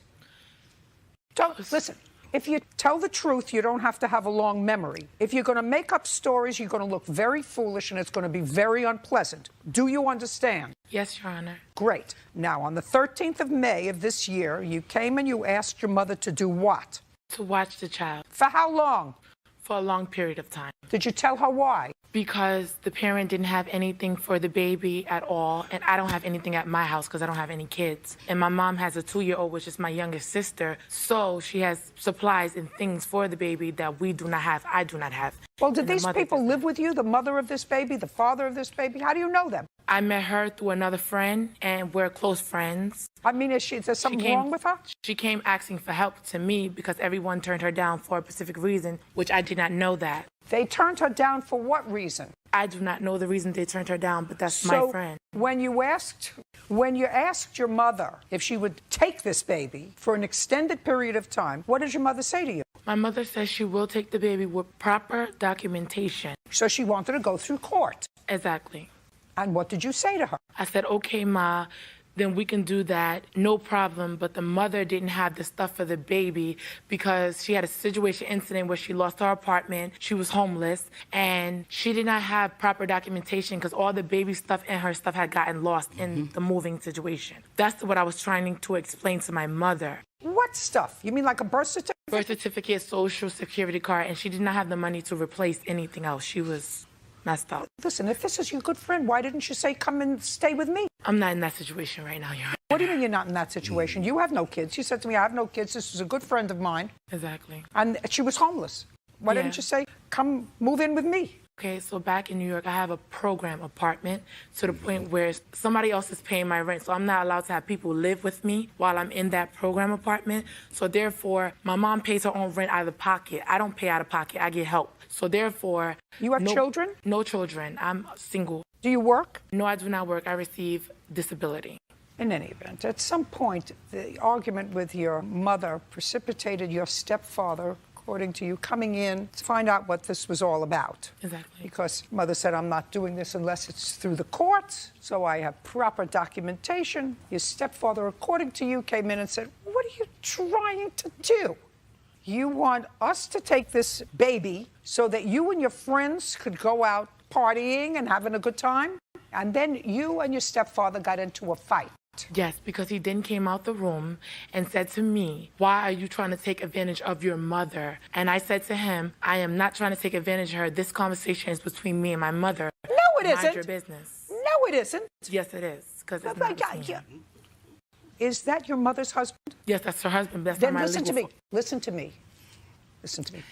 I don't want you to sound stupid, because what you just said to me is stupid.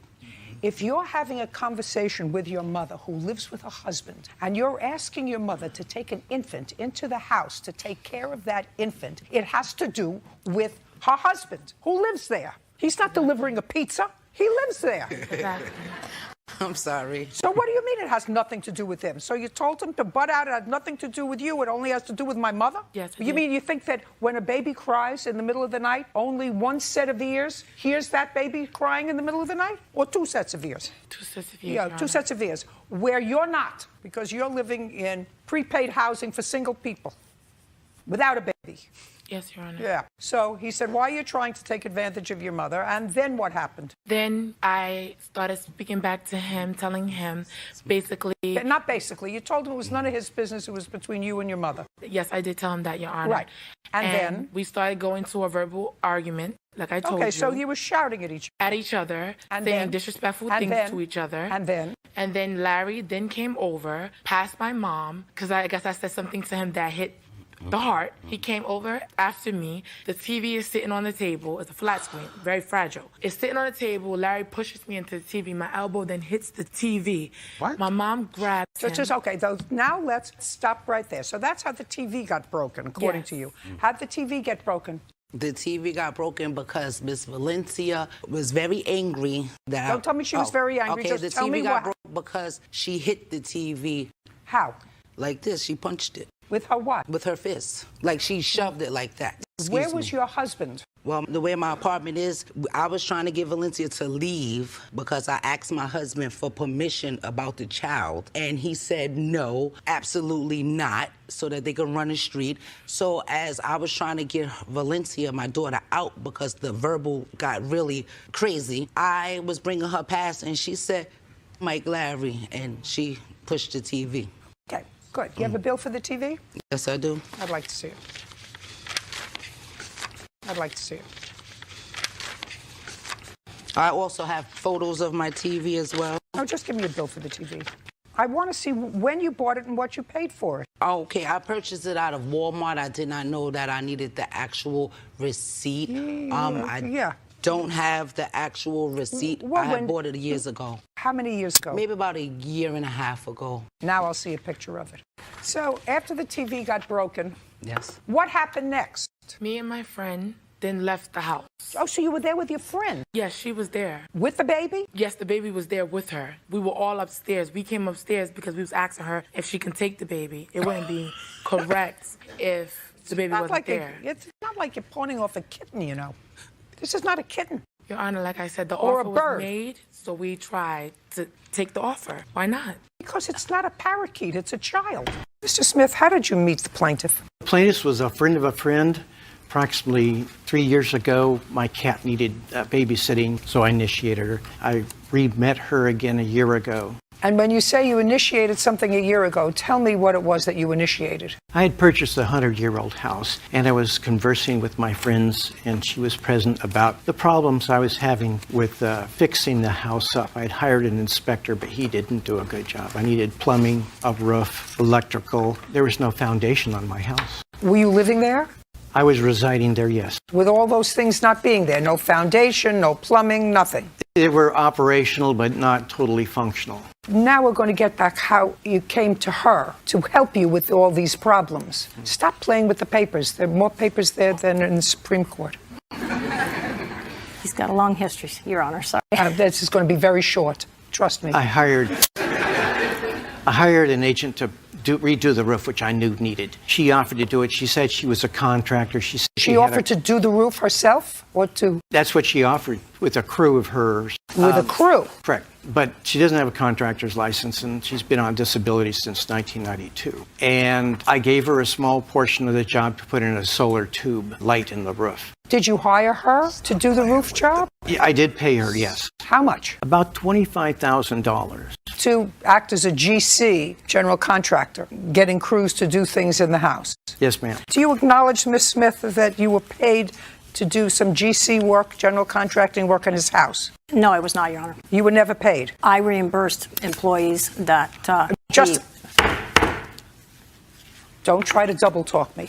Were you ever paid by Mr. Smith for work that you or crews hired by you did on his house? No, Your Honor. I helped him hire the people. He said he needed people, and he wanted me to oversee the workers for work on his house. I did not employ him myself. He did. Just a second. I got it. I got it. I got her. I got it. I got her. How much do you get from disability a month? I don't get disability. You don't get any kind of disability. Be very careful. You don't get any kind of disability. I had disability. That's why I met Mr. Smith. Just a second. I asked you a question. What year did you start to collect disability? I was injured at one time in 1992. 1992. Mm-hmm. In what year, which is even more interesting, did you stop collecting disability? 2015. So, according to you, until shortly before you started to do work for him, you were collecting disability. I did not work. Now tell me why your disability benefits were cut off last year. That has nothing to do with this case. Oh, it has everything to do with this case. It has everything to do with your last answer. Because when I ask you, well, you paid money to GC, and you start dancing around because if you were paid $25,000 to GC a project, even though you paid other people, then you committed fraud on the federal government. They're going to come looking for you. It has everything to do with this case. You want to tell me why your disability was stopped, if it was? It had nothing to do with my case with him. Really? Your case is dismissed. You may be hustling for a long time, Ms. Smith, but you don't hustle me. You don't hustle me. You don't answer my questions, your case is dismissed. Now, according to you, you let her stay in the house while she was doing some GC work on the house. She of course said in her now dismissed claim that she was a renter and you illegally evicted her and therefore she wants $5,000. That's what her case was about, that I've just disposed of. Now we're going to get to your counterclaim. The counterclaim says that she proceeded to, after her keys were taken away, to engage in a course of conduct that was harassment. And at one point, she broke into your house and assaulted you. You want to tell me about it? I allowed her to stay in the room as a guest. She lived 40 miles away. I was trying to help her. She had lack of assets. And she disappeared for 3 weeks, and there was a foul order coming from the room. When was this? Give me the month. November. Okay. I entered the room. I found stolen property of mine, an old flight suit, camera lenses, dog tags, 7 pairs of scissors. It was a total mess. I decided at this point in time that she had been gone for 3 weeks with no communication. Perhaps it was time I changed the locks. She arrives home. She doesn't even try the locks. She climbs under the house where the foundation wasn't yet, into the basement, into the kitchen, upstairs, pummeled me, grabbed my laptop, and ran away. Did you call the police? Yes, ma'am. You have a police report? Yes, ma'am. I'd like to take a look at it. I'll provide you with all the police. No, don't give me everything. Just give me the first police report when she came in and came into the house. When was the last time you had any contact with her? In court, approximately 3 weeks ago. What court? She had filed another motion to dismiss my protection order. She showed up late beyond the roll call and argued with the judge that she was there, and when she wasn't. You filed the protective order. Was it finally granted? Yes, ma'am. And how long do you have the protective order for? A year starting March of this year. And that's to keep her away from your house? And no contact me. And no Would you put the papers down? Is there any reason whatsoever that you would want to have any contact whatsoever with Mr. Smith? Yes, Your Honor. I filed a protection order against Mr. Smith in December of 2015. Was it granted? Yes, it was. For how long? For 30 days, and I came down Just with a ocular second. migraines and could not make the hearing. I don't care. It was dismissed. Is that what you're telling me? Yes, just like his Fine. order, because it was default. Just I was not able to make it. He has an order of protection against you. That means he can't come near you, which he has not. There's no question in my mind that he has not come near you. Actually, I've got phone calls, Your Honor. There's no question in my mind that he has not come near you. So what part of put the papers down don't you get? You have no reason to look at papers. I've dismissed your claim. I'm merely addressing the countersuit. Well, I have evidence for the countersuit, Your Honor. You do? Yes, I do. I want you to tell me how you got into the house in November when you found that the locks were changed. I was not informed the locks were changed, Your Honor. I have... I want you to tell me how you got into the house in November when the locks were changed. That day earlier, the day before, when I was driving there, or actually from 3 days before, Mr. Smith was locked out of the house. He called and he wanted me to come home because he wanted me to let him in the house because he had lost his key. Yes. And then he had told me that he had crawled under the house. Well, when I came back in town, I was only gone for 3 days. And I have text messages and his employees that worked under me, the day before, he had taken my purse. Mr. Stevens had my purse and had sent it over to Marshall's house, which was my house, because I'd left it in Cooley Down with him, and he had sent it. Mr. Smith, when was the last contact you had with her? Approximately 3 weeks ago. And that was at the hearing. Okay, so this is really what you... Yes, ma'am. Pay careful attention. This is really what you have to do. You have to tell your lawyer that at some point, your lawyer has to move before the court not to allow her, without a judge okaying it first, to file a petition against you, to reinstate her protective order, to vitiate your protective order.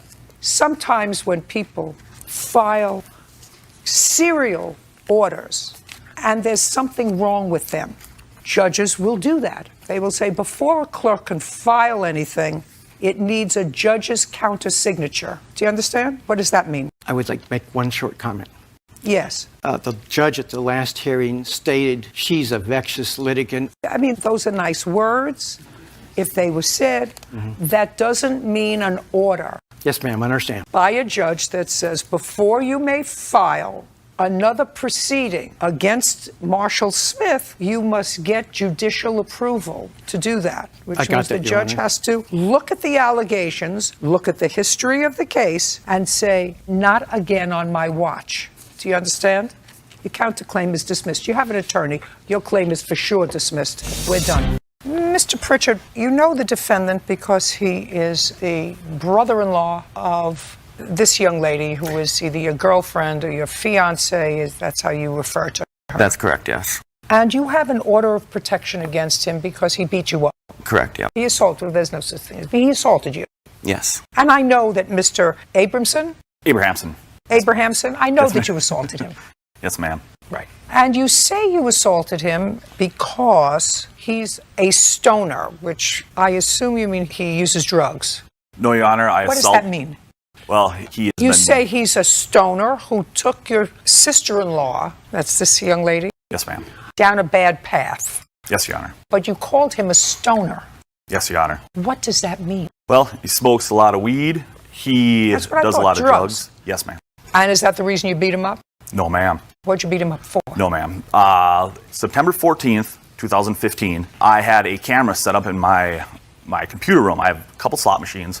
Money has been stolen previously from me. So I had that set up, and at the time, it was 8:25. The camera was turned over, slot machine was broken into, money was gone. I came home that day, looked in the slot machine, money was gone. I'm like, what's going on here? Well, did they live with you? No, they had to come to my house to get food for at their mom and dad's house. Their dad was in the hospital, so the mom wasn't there. So we had bought them food so they could bring back to the house. Were they living together? I am not sure. You don't know? No, ma'am. Are you sick? I was crying. What'd you beat him up for? 19. My question to you is, are you sick now? No. What's your first name? Molly. Take a breath. Is that your sister? Did you used to live with her? No. Did you ever live with her, Molly? No. Who do you live with now? I live with Josh. Do you work? No. I'm in school. What school do you go to? Minnesota Virtual High School in Minneapolis. Do you go to school every day? Yeah, it's online. So you're an online, you don't Yes. leave the house? I mean, no. But you don't go to school? No. And what does Josh do? He is unemployed at the moment. Whose house do you live in? An older lady, she's a friend of hers, like grandma, we're living with at the moment. How long have you been living there? Oh, 6 months, 5-6 months. Do you get any money for going to school online? No. Do you have to pay any money to do that? No. How do you support yourself, Molly? Food stamps, EBT, from the county. And how does Josh support himself? He is doing Social Security right now, disability for his back. For his what? He's trying to get accepted for disability for his back. What's wrong with Social his back? Security. He has, I'm not sure. He would have to explain it. Like, What's wrong with your back? I have a congenital fusion, Your Honor, something I was born with, a birth defect. Causes a lot of pain. I'm currently on a 10-pound weight restriction ordered by a neurosurgeon. Well, there are a lot of jobs you can do without having to lift up 10 pounds. Not in the county that we live in, Your Honor. There's not much to go on, and the only job that I had going for me was the casino, and thanks to Mr. Abrahamson, I can't work there. Molly, do you think you're doing well with Josh? Yeah. Do you? Mm-hmm. You think that that's the right trajectory for your life? Yes. Do you? Mm-hmm. Okay, sit down.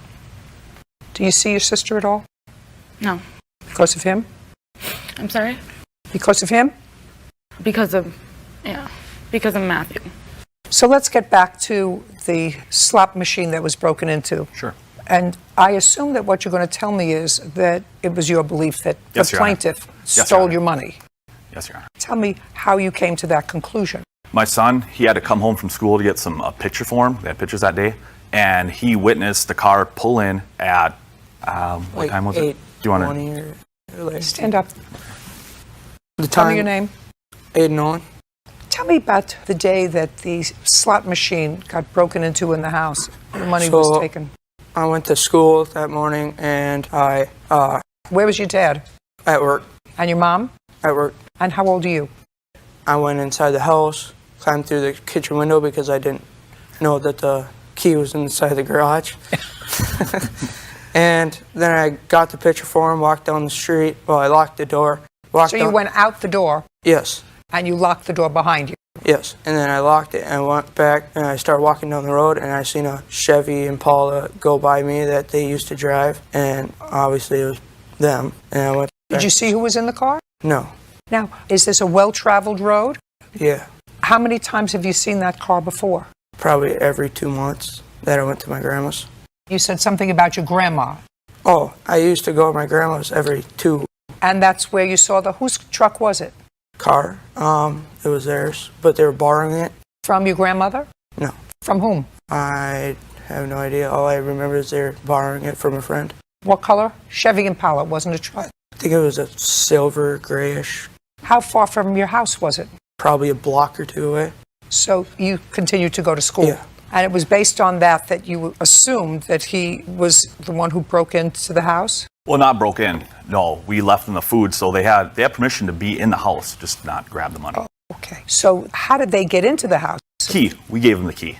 Or they had the key was at my house, so then they could get in because we were at work. Okay, so you had prepared food for them? Correct. Yes, ma'am. On the kitchen table. Was the food gone? Yes, ma'am. Yes, Your Honor. So the food was gone? Food was gone. As well as the cash? Yes, ma'am. So tell me about the assault. The assault. Assault is finished with, which Correct. so I can... Correct. Go ahead. Yep. So we got home. Well, when I got home, I looked in the slot machine, looked for everything. Money's gone. I called Tasha to see maybe she had grabbed it. I asked the kids, maybe they grabbed it. Nope. Tasha comes home. That's why I have the video right here for coming home. We're looking. We called those guys. We called the plaintiffs. Said we'll be over at 7. We just got a voicemail. We'll be over at 7 to get our money. We want our money back. We go over there. Molly's sleeping. Josh wasn't. We didn't see him. So we went inside. Molly, where's Josh? She wakes up. What's going on? What's going on? And like, we know you took the money. We want our money. We were pretty not happy at the time. So we get it out of her. Oh, it's all my idea. We took the money. All right, where's Josh? Molly said. Yes, ma'am. Molly said it was all my idea. We took the money. All right, where's Josh? And your wife was with you. Correct. Is that correct? Correct. And that's what your sister said. Correct. It was my idea. Okay. And then we found out Josh was in the bathroom. I broke in, and that's when the assault occurred. It was all done, went home. Did you get your money? No, ma'am. From what? He doesn't have a job. I can't get anything. Well, what'd they do with the money? We still had the money, Your Honor. We did offer it back to him. They He never wasn't even asked. concerned with that, though. No. How much money did you take? $40, ma'am. And Why'd you take the money? I didn't take it. Molly did. Yes. Did she tell you why she took the money? There was a miscommunication between her and her mother. Her mother did say that there was going to be $40 for us to help us get through. She was planning on being gone for a while down at the hospital with her dad in recovery. There was a miscommunication.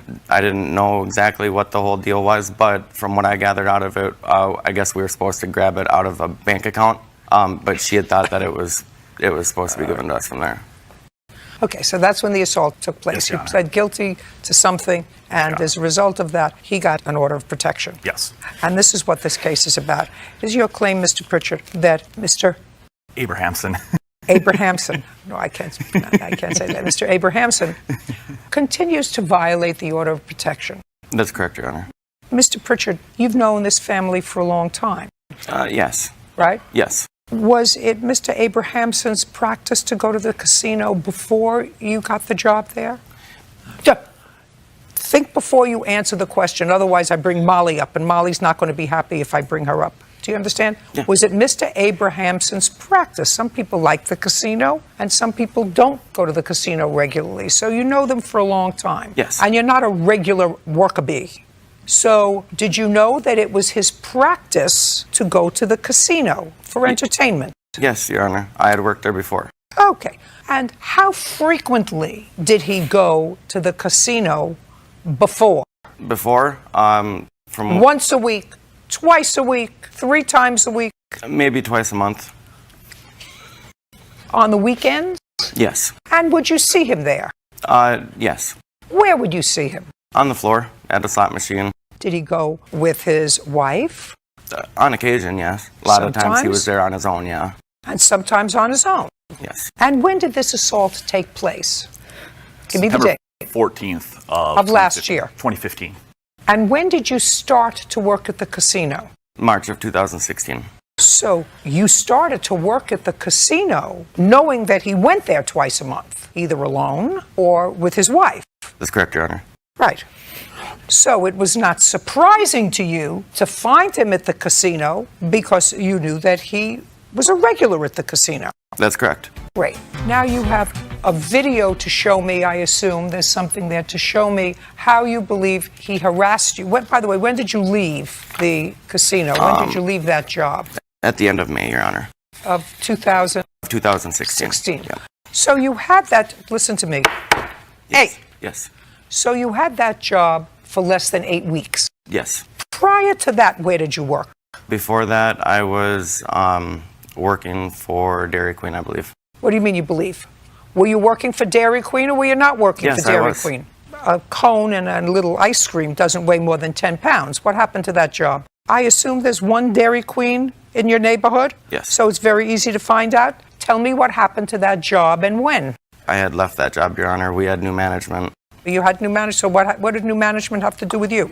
We weren't getting along. You weren't getting along with the new team. Right. And from when to when did you work for Dairy Queen? October 30th, I believe, is when I started. And January 5th, maybe, was when So you worked there also for less than 8 weeks?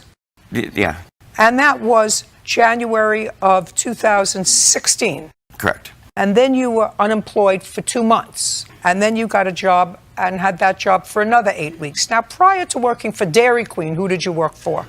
I believe I was unemployed for a little while, Your Honor. What's a little while? From September of 2015, when this assault took place, to May of 2016, did you work more than 16 weeks? 8 weeks or less for Dairy Queen and 8 weeks or less at the casino? No. Did you work for anybody else? Yes. I'm listening. Okay. Little store, Your Honor. Little store, gas station. From when to when did you work at the little store? From May of 2015 until September when the assault took place, Your Honor. Okay. May, June, July, August. So that you worked the gas station for 4 months. Yes. In 2015. Correct. From September 2015 until May of 2016, am I correct that you held 2 jobs, both for a series of weeks, one for Dairy Queen and one at the casino? Correct. What'd you do with the rest of the time? I was in recovery for a little while after the assault. A lot of the times I was scared to leave my house. That was one of the big reasons why I didn't have any jobs. I've also been going through this disability, Your Honor. Well, then my question to you, and then we're going to look at your video. Then my question to you, Mr. Pritchard, is if you were scared to go out of the house, yes, what did you take a job for at a casino where you knew the defendant frequented? Mr. McDonald, I'm going to start with you, sir. Okay. You and Miss Perez worked at the same place. You were the manager of the place where you worked. What kind of facility was that? It's a check cashing. You were the manager, and what role did you have there? I was assistant manager. You were selling a car. That is correct. And Miss Perez and you came to an agreement that she was going to purchase the car. When was that, Mr. McDonald? We started talking about it probably about August 11th, 2016. Did she purchase it in August of 2016? Yes, she did. And she gave you a down payment? That is correct. How much? $2,500. And the agreement was she was going to pay you $200 a month.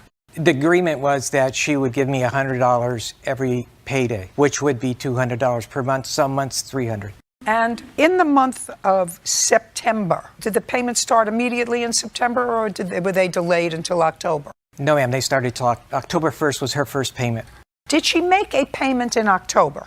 Yes, she did. Did she make a payment in November? Yes, she did. It was late. Okay, but she made a payment in November. That's correct. Did she make a payment in December? No. Do you have any proof that you made a payment in December? No. Then you didn't make the payment in December. Why did you not make the payment in December? I spoke with Larry and I let him know that my daughter, we had a situation out of town, and he was okay with me not making a payment. And I told him I'll make up for it in January. Did you make a payment in January? Yes, I did. Did she make a payment in January? In January, yes. Okay, January what? January 19th. And how much did she give you in January? $200. Had she had a discussion with you in December about some emergency that she had? She had a discussion with me to tell me that she needed time off work to take her daughter back to see her aunt and that she would be back at a time, but did not. Did she tell you well, you must have asked her what about the car payment for December? Yes, and she said she was going to be making it. And she did not? No. In January, however, she made the payment on the 19th. That's correct. And on that same day, when she made the payment, you repossessed the car. Is that correct? That is correct. And you didn't tell her when she made the payment to you that you were repossessing the car because you knew, according to you, that she was going to be fired from her job the following week. Is that correct? That's what you say. That's correct, but the fact is that she only had made up to January 19th and made 2 payments, so she was 6 payments behind. No, yes. sir. Yes, Not she was. according to you. No? I just asked you those questions, sir. I said, did she make a payment to you in October? Which You she said did, you one were paid. payment. You asked me if she made a payment, and I said yes, she made one. She made 1 payment in November. Of how much? $100 each, both times. So she made $200, and she was supposed to pay you how much? $400. $400 a month. So $200. No, okay, let me back up. October, she should have paid me $200, $100 for each pay period. Just a second. So she paid you $200. No. How much did she pay you? $100. Okay, so she only made one payment in That October. is correct. Got it. Now I got it. You have proof that you made 2 payments in October. Question. There's a question before you. Did you make 2 payments in October? No. In November, how many payments did she make? 1 payment of $100. Do you have proof that you made 2 payments in November? Because you were supposed to make 2 a month, right? Well, then he had every right to repossess your car. Because what he said was, initially, I said, well, if she made her payments in October and November, she missed December, but then she paid in January. She gave him $200 in January, and he took the car back right after the payment. That sounds a little sketchy. But you didn't pay him in October. You didn't pay him in November because you owed him money in both October and November. You didn't pay him at all in December, and you didn't pay him in January until January 19th. What did you expect him to do? No, Give you a gold star? I did make 2 payments, but I made 1 payment in October. You made a payment of how much? $100. In October, no, 135 plus 115 because we went half on the thermostat that went out. So I made a payment. Listen to me. I don't care about the thermostat that went out. You were supposed to pay him $100 a pay period. Yes. How many payments did you make him? I made one payment of $250 in October. $250. Show me. I can show you the text that I text him, and I can't show you. November. Nope. Well, you knew you were coming to court today, madam. This is your case. What you're suing him for is all my the money evidence was in the Jeep. I had receipts like this in the Jeep. I didn't think my Jeep was going to get taken, so I don't have evidence. I don't want to say yes, I did when I can't come here and prove it to you. But everything's in the Jeep. No, there wasn't. Shh. Sorry. Shh. There was nothing in the Jeep that was not given back to her. Everything that was in the Jeep. Sorry, Miss Perez. Your Honor, there is a few things. Sorry, Miss Perez. He didn't steal the vehicle. He repossessed the car because you hadn't been making payments to him as you were supposed to make payments to him while you were working for him. Yep. And then you were going to get fired, so we knew for sure you weren't going to make any payments. And yet, she also you didn't make payments when you were working and getting paid at all in December. It was just December. I made No. You have no proof that you made all your payments in October or November. And she had her insurance canceled 4 different times through this whole thing. I didn't. I've got evidence. Doesn't matter. She has no case. Now, you have a counterclaim. That is correct. Your counterclaim is for damage to the vehicle and impound fees. That is correct. What impound fees? Because she reported the car stolen, and the car wasn't stolen, she was told that... Just a second. Did you give her notice that you would repossess the car? I told her that I took the car when I paid her off. And when was that? That was the following Tuesday. Because of the fact... Just a second. When had she reported the car stolen? That was immediately. The 20th. So then you have to pay the impound fees. But the Sacramento Police Department said the report should have never been taken. Don't tell me what anybody said to you. Okay. You had the car, while she was at work, you had the car repossessed. You didn't tell her about it that day. She comes out, she looks for her car's not there. She reports it stolen. She doesn't find out until later, till after you paid her off, days later, that you actually had the car. So if the car was impounded because she reported it stolen, you should have told her immediately. That's all. Now, money owed for damaged vehicle. Tell me how the vehicle was damaged. Well, there is one damage to the right driver's door, which my witness is the first one that saw it. Just a second. All you have to do is show me a picture. Okay. Your Honor, I have recordings with the insurance saying he didn't know where the vehicle was. Just a second. He had Listen, you have no case. You didn't make your payments. I just don't. I made payments. I just don't have proof. I'm sorry. Because it was repossessed, and he's not going to give me his credit card statement. If you get his credit card statement, it will Madam, you acknowledge. Listen. You acknowledge you made no payments in December and you didn't make any payments until January 19th. For January. No. And that has nothing to do with October and November. For December that I talked to him about. In October and November, I only made 1 payment. You asked me if I made 2. And I do have proof. You don't have proof. I don't, because he's repossessed his car, which has all my evidence in it. How's that fair to me? Well, that's unfortunate. It is unfortunate that he lied to everybody. Next time, keep better evidence. Yes. I can't see what you're pointing to, sir. I can't see what this is. You can see the dent right in the center of the picture. You're talking about right here? there? And here's the. You're talking about here? Yeah. Of insurance payments. I've been paying insurance. I don't care if you've been paying insurance. You weren't paying him. Yeah. You have proof that you're paying insurance. You should have proof that you were paying him. How did the car get dented here? I don't know. I wasn't pointed out it. He pointed out to me. Oh, well, actually, Marie pointed out to me. And I told him when I was on the freeway, I heard a dink, but didn't notice anything until she pointed it out. It looks like a rock or a ball, or I'm not sure. I'm not sure it might have been on there before. Just a second. You saw this dent? Yeah. Good. Stand up. Did you see how it happened? No. No. She doesn't know how it happened either. But I know the car how it was when Larry gave it to her. And so when I came to work and it was literally 70 feet away from me, I said, what is that dent? What? It looks like somebody hit a car door onto hers.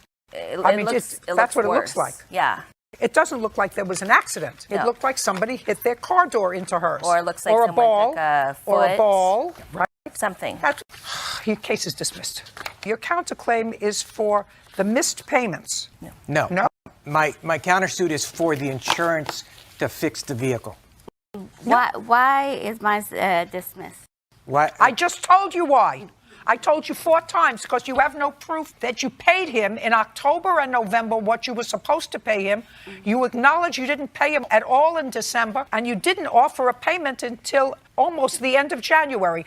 Don't speak. That's why your case is dismissed. He had every right to repossess the car. Do you understand? Use the $2,500 deposit to fix the door. You got it? Perfect. We're done. Ms. Tickle, you boarded a horse at the defendant's facility, and you claimed the horse was injured while at that facility. Yes, Your Honor. And in addition, that when you tried to get the horse from the facility, the defendant sort of held the horse ransom because she claimed that you owed her money. Yes. And I read her answer, and her answer is clear. She said that the horse was, in fact, injured at her facility, correct? Yes. And that she immediately called your vet, correct? Yes. And that your vet said that in order for your vet to come out to look at the horse, she would have to pay a past due bill of yours in addition to that visit that the vet would make. So what's the name of your vet? It's one of my vets. It's Dr. The vet that you called. Dr. Purdue, who's the person she indicated on the boarding agreement as her vet of record. Fine. On what date was the horse injured? September 7th. Okay. Now, on September 7th, did you owe Dr. Purdue money?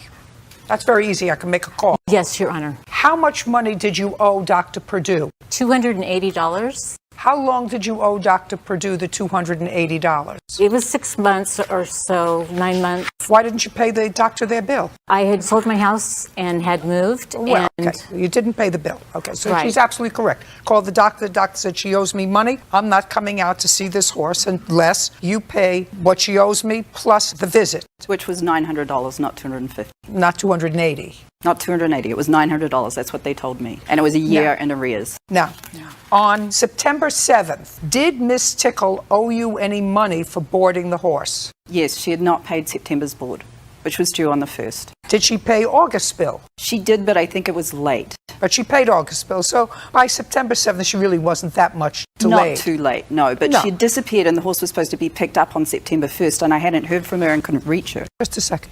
When you say the horse was supposed to be picked up, what does that mean? She advised me sometime in July that the horse was going to be picked up on September 1st. But I never heard from her. She never showed up. Nothing happened. She never called, text, nothing, zero. I thought the horse had been abandoned. Okay. Now, on September 1st, had you made an arrangement, because I read your complaint, to transfer the horse to another facility that was closer? That's what you say. So be careful your answer. Right. The date, though, is incorrect. It was an oral statement that I don't care if it's oral or not. Did you tell her that you were going to be picking up the horse on September 1st because, according to you, you were looking for another facility that was much closer to me? Because you told her But that. not on, I said I need to find the right facility. My horse has known allergies, which she gets hives, Your Honor, that are all over her body, and it's a health problem. The hives break open. She's not able to lay down. They get So why infected. didn't you pay your vet? I paid my vet when I got the bill. There was you a problem didn't. with my getting mail to my new address, so. When did you move? I moved in August, put everything in storage. In September, I moved. Well, this bill was due in December, Right, according this to was you. in So you would have December. gotten it January, February, March, April, May. You would have gotten the bill. Right, Your Honor. Okay. Usually, I was present when the vet would come out. This is the first time a vet has ever seen my horse. I've owned her 10 years without me being present. Ms. Tickle, let's go. How much did you pay the defendant when you went to pick up the horse? When I went to pick up the horse on... Yes, in September. When I actually picked her up in September... How much did you pay her? Well, let me go back. Okay. Ms. Joint, how much was her monthly boarding fee? $325. So she owed you that in September? She owed me that, yes. Okay. Now, do you know how the horse was injured? It had a large hole in its chest. I have no idea how the horse was injured. No one was there, no one saw it. It's impossible to know. Horses unfortunately injure themselves quite regularly in their paddocks, and you don't know necessarily how they did it. I'd like to see what you wrote up about the horse's injury. What I wrote about Did you have a log, I assume, that you keep with regard to the horses that you board? I don't board horses regularly. This was a one-off situation. She was a companion horse for my horse because another horse went away, so they didn't like being alone. But it's not a regular thing. It's kind of like a roommate situation. Do you have a contract? Yes. I'd like to look at it. Okay. I met the defendant because she advertised a stall for rent, boarding stalls in Craigslist. How long did you keep your horse there? From January 13th, 2014 until So it was there for a very long time, and Yes. clearly you were satisfied. Yes. Otherwise, you would have moved it. Right. Everything was fine up until I got hurt. This is your contract. And this says that if the horse becomes injured, which the horse clearly was, that it's your responsibility to first try to contact the boarder. Which I did desperately. Just a second. That's fine. And the second thing that you do is if you can't contact her, she gives you permission to contact her vet. Correct. Which you did. Correct. If the boarder's veterinarian is unavailable, the boarder authorizes the stable to call its veterinarian in an emergency, and that the boarder will be fully responsible for all veterinary charges so incurred. So you really had the responsibility to call a vet, but it's her responsibility to pay. Right. Right? Absolutely. Correct. So the part of your request for vet bills, she's not responsible for those pursuant to this contract. You are. Right, Your Honor, but her boarding contract, she doesn't have a home occupational permit to run a boarding stable in Simi Valley, and that's required to... Hey, you kept the horse there for 9 months. Right. When did you have this epiphany that she wasn't allowed to do what she was doing? When did you have this epiphany? When you had a problem? What I'm telling you is you have a contract, and your contract says that you pay the vet bill. Right now, you owe her $325 because your horse was there in the month of September. Has this happened? You paid it? Yes, I did. Great. How much did you pay her? I paid $325. I sent it to her through bill pay. Is that correct? It was cancelled. I have an email from my bank saying it was cancelled. I canceled it, Your Honor, after... So you owe her $325? No, I paid that... She gave me a billing, Your Honor, when I came. She never Pick up the horse. She said to you, you're not getting the horse unless you give me so much money. Right, and she added on erroneous charges and add-ons. How much money did you give her? I gave her $1,584. Okay, now we come back to you. What is $1,584 for? I have a line item billing of everything that I did for the horse, being that I had understood the horse was abandoned for the last 2 months. Well, I don't care what you understand, actually. I don't care what you understand. 7 days is not abandoned. She had not been to see that horse for months. That's not true. That's actually impossible because she told me that a month prior or 2 months prior, she had a conversation with you that she was moving the horse. I believe it was a text exchange. I don't care if it was text or by smoke signals. She had not been to the facility to see her horse. Listen to me. It doesn't matter. So far, she owes you $325 for boarding for the month of September. I'd be happy to show you the billing with the receipts that I have. She paid you in August. I apologize. It's complicated because we had Just a second. No way.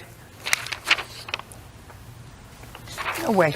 So baloney. Take it back. She owes you $325 because the horse hadn't been there the whole month of September. According to this, twice a month. She also paid hay in addition to the bull. I understand that. And I fed her horse and I gave it medical care, which it was essential or the horse could have got an infection and been very sick. Let me tell you what you were required to do pursuant to your contract. You were required to get a vet. I did. I called the vet and No, I read your I answer. spoke to the vet. I read your answer. And he gave me his recommendation. I read your answer. You don't get paid for that. You personally, unless you paid administering it, just care a to second. a horse Listen to me. that's left at my property Listen that's to me abandoned. carefully. Unless the vet sent you a bill, you don't get paid for that. How do you? Did the vet send you the bill I'm for the supposed to treat I'm the horse for speaking. free? Just answer the question. Did the vet send you a bill for the conversation that you had with the vet to tell you how to fix the injury, this large gaping hole in the horse's chest that happened while it was under your care? No. Did the vet tell? The answer He is gave no. me free so advice because he 1584 knew less I thought it was 325, abandoned. which is actually what she owed you, which she didn't pay, which is $162. So far, $1,261. Then you do have to feed your horse. Yes, Your Honor. Yes. So how much does it cost for the horse's food for the 9 months that the horse was there? It was $100 a month average for 6 bales of hay. That's what my size horse consumes. Over the 9-month period, what did you pay? I paid for on food? average of $120 a month. Well, now it's from 100 to 120. Why don't we think again? How much did you pay for the horse's food for the 9 months that the horse was there? $120 a month was for the hay. Fine, less 120. No, I paid that though. I paid that. She would give me. In She would September? tell me the amount. Just a second. In September? That's in her billing. Just a second. What That's billing? in her billing that she gave to me. Oh, I'm deducting certain figures. I'm deducting from what you gave her, $1,584. I'm deducting what you owe her, Right. $325 for the boarding for the month of September. Right. You owe her $120 for food. I'm deducting that from the money that you gave her. This is your lawsuit. $60, Your Honor, because it would have been half the month. So far, $1,141 is what you're entitled to back from what she gave you, because you're not getting paid for the vet, for you acting like a vet on a horse that was injured on your watch. Food and her monthly boarding for September. What else does she owe you? Grain, because I had to start feeding the horse because it was losing weight. It was in Grain. stress. Had you, just a second. In the 9 months that you had the horse there, other than September, did you ever feed the horse and bill her for grain? The answer is either yes. She brought the grain up until around July timeframe. June, July, I started feeding the horse because she was no longer bringing food for Just it. a second. I'm giving you hay. That's in your deal. And I gave you for the whole month, not just half of it. What I asked you was, had you ever previously billed her for grain? Before July, no, because she bought her Okay, own. 1141. What else? The medical care. I flushed that wound 3 times a day. 1141. That's what you're entitled to, not $4,803. 1141. That takes off the food for the horse and the $325 that you owe her. Okay. It actually says in my contract that I'm entitled to bill for medical care I provide the horse if I have to. No. Now, it says that you are required to provide veterinary care. I gave the By a horse vet- veterinary care under Not veterinary by- advice. Are you a licensed veterinary No, doctor? but my witness is a vet tech, and I went under her advice and the doctor's advice Good. on how You don't to get treat the paid for wound. that. 1141. Judgment for the plaintiff. We're done.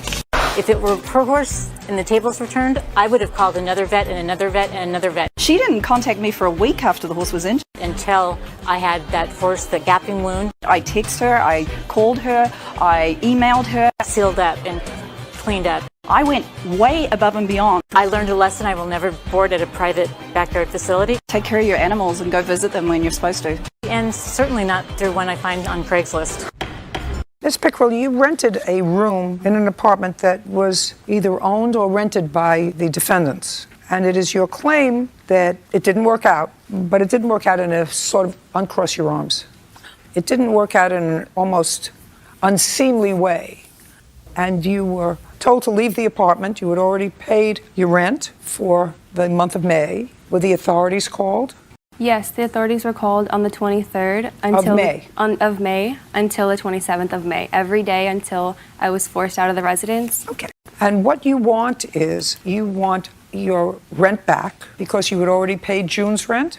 Yes, correct. And what was the rent they were charging you for the room? $650 for the room. When had you moved in? In what month? I moved in March 1st, 2015. So March was okay? Yes, March was fine. And then you moved your boyfriend in? Yes, He is staying there. But with their permission, they charged him an extra $100 a month for increased utilities. Yes. When did you move your boyfriend in? He moved in towards the middle of March, and then they accepted your rent for April. yes. Is it correct that you accepted her rent for April? Yes. That's either a yes or a no. No. He says yes, you say no. You want to discuss it with each other? Because she has the dates wrong. She moved in April, not March. Could you please answer my question? Did she pay April's rent? Yes. Yes, she paid the first rent. Did you? That's the month she moved in. I'm only going to listen to one of you. Who's Okay. going to tell me the truth? Figure it out. Lorna, if you're getting the dates wrong, you can say yes. She paid April's rent, which you accepted, $650. Yes. And she paid May's rent, Yes. $650. Yes. And did she pay April's rent by check or cash? Check. And did she pay May's rent by check or cash? Check. Check. And did she pay June's rent? No. You have check to show me for June? Yes, I do. I'd like to see it. It was not a rent for the month. It was a deposit, security deposit. I clearly explained that to her from the beginning. I don't care what you explained. I want to see the check. Okay. I have all three right here, Your Honor. May I see them, please? This does state that it was last month. I gave it. Can I just see what you have? Perfect. Well, April 3rd, you have $500 for rent, okay? Then it went up to $650. Is that because the boyfriend moved in? That's because I gave her the $150 in cash. I only have the check for the $500 for the last month. So you have March 31st, and March 31st was for April. April? Yes. And then I have April 3rd. Why would you pay her March 31st and then April 3rd? That was a security deposit. I'm sorry. It's because she wanted an additional $650 for her last month's rent in case anything was to come up, and that's that check. Or for security. Doesn't Yes. make any difference. Perfect. And then I have on May 1st. But what I don't have is June. Where is June? June is right. You could either have June or you can have this as security deposit. Which was it? It can't be June. Security deposit was not $650. She added $150, and that's what I did give her in cash. That's fine. rent. But so you did not pay June's rent. I did, and I wrote last month's. In the memo, I wrote last month. Either you paid security or you paid last month's rent. I paid last month's rent. Okay, fine. You paid last month's rent when you first moved in. Is that what you're telling me? Is that how you evaluated it? That you paid last month's rent when you first moved in? You paid no security deposit? I paid last month's rent in the middle, and that was April 3rd, because she wanted to bring that up in the middle. You can't have it both ways. Either you paid last month's rent or you paid security deposit. Which one was it? Last month's rent. Fine. So there's no security deposit. Now, and you moved out in May. So you want your 1 month's rent back, which is $650. Correct. There's a claim here for filing a false restraining order against you. Is that correct? Yes.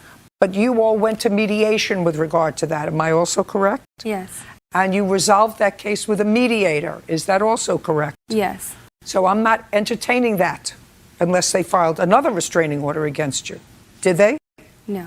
So that case is resolved. The next part of the case that I'm going to entertain is your property. Now, when you moved in, what property did you move in with? I moved in a queen-size bed. Okay. Where is her bed? Moved everything out. She took it with her. She took it with her. everything with her. How did she take it with her? She was moving out for 2 days. She had 2 days. She took That's 2 not days to correct, move all Your her Honor. stuff out. He helped her. I even helped her. I have a video of them forcing me out, Your Honor, if I could play it. Yeah, after her sister barged in her apartment. Absolutely. I would like to see And it. broke everything and beat him up. Listen to me. I don't see a counterclaim here. I'm going to look at the video. He says he helped her move. Just a second. Tell me on what date this video was taken. This was May 27th, and this was around 8:30 p.m. On what date do you claim you helped her move her stuff out? I'm not talking to you. I'm talking to him. On what date do you claim you move her things out? What date? I don't remember exactly. I want but you to the remember dates. exactly. We're not talking about something that happened 20 years ago. On what date did you help her move her things out? It was a year ago. Last year. It was. Remember the day of the week, Marty. Remember the day of the week. It was Remember a what Tuesday? happened exactly. It was a Tuesday. Okay, let's see. Your Honor, I do have a receipt here. The police advised me to purchase a new doorknob with a lock. Don't tell me what the police advised you. Okay. Sorry. Well, shortly after that you moved out. Did you move out that day? That night, I was physically forced out. Okay. Did you ever go back to the apartment? I went back on May 29th with a police escort to retrieve my belongings, and they served me with a temporary restraining order and said the room was empty. Okay, fine. Very good. Uncross your arms. I'm not feeling good. Okay, then you can sit down.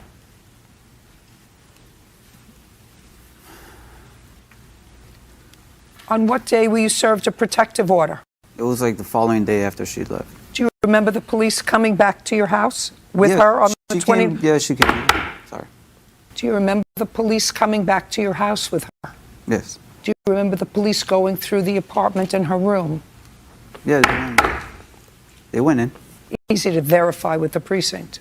Was it before the police came or after the police left or while they were there that you helped her move out her bed? Look at me. It was before. It was before. So Yeah, it was, it was 2 days. So it was between the 27th when that scuffle went on and she left the apartment and the 29th. So it had to be the 28th. Yes. It had to be the 28th that you say you were helpful with her and helped her move her property out. I just want to understand that that's what you're telling me. It's a good thing she sat down. Yeah. She would have been falling down. You see, if she was standing up next to you, then maybe you would have some support. So let me see what you want me to believe. You want me to believe that you had this sort of scuffle with her, that you filed a protective order against her because of this, so that she could not come back to the residence. But the next day, she came back to the residence on the 28th. No, I'm sorry. No. Sit. No. You have Sit. not let us Did you hear what I said? I'm going to give you 1, 2, 3. No, I'm sorry, but you're not letting us talk. This is not even what happened. You got all the You have all the dates wrong, everything wrong. Out. You want to sit down and be quiet? Okay, believe whatever you want. Perfect. Now, your answer.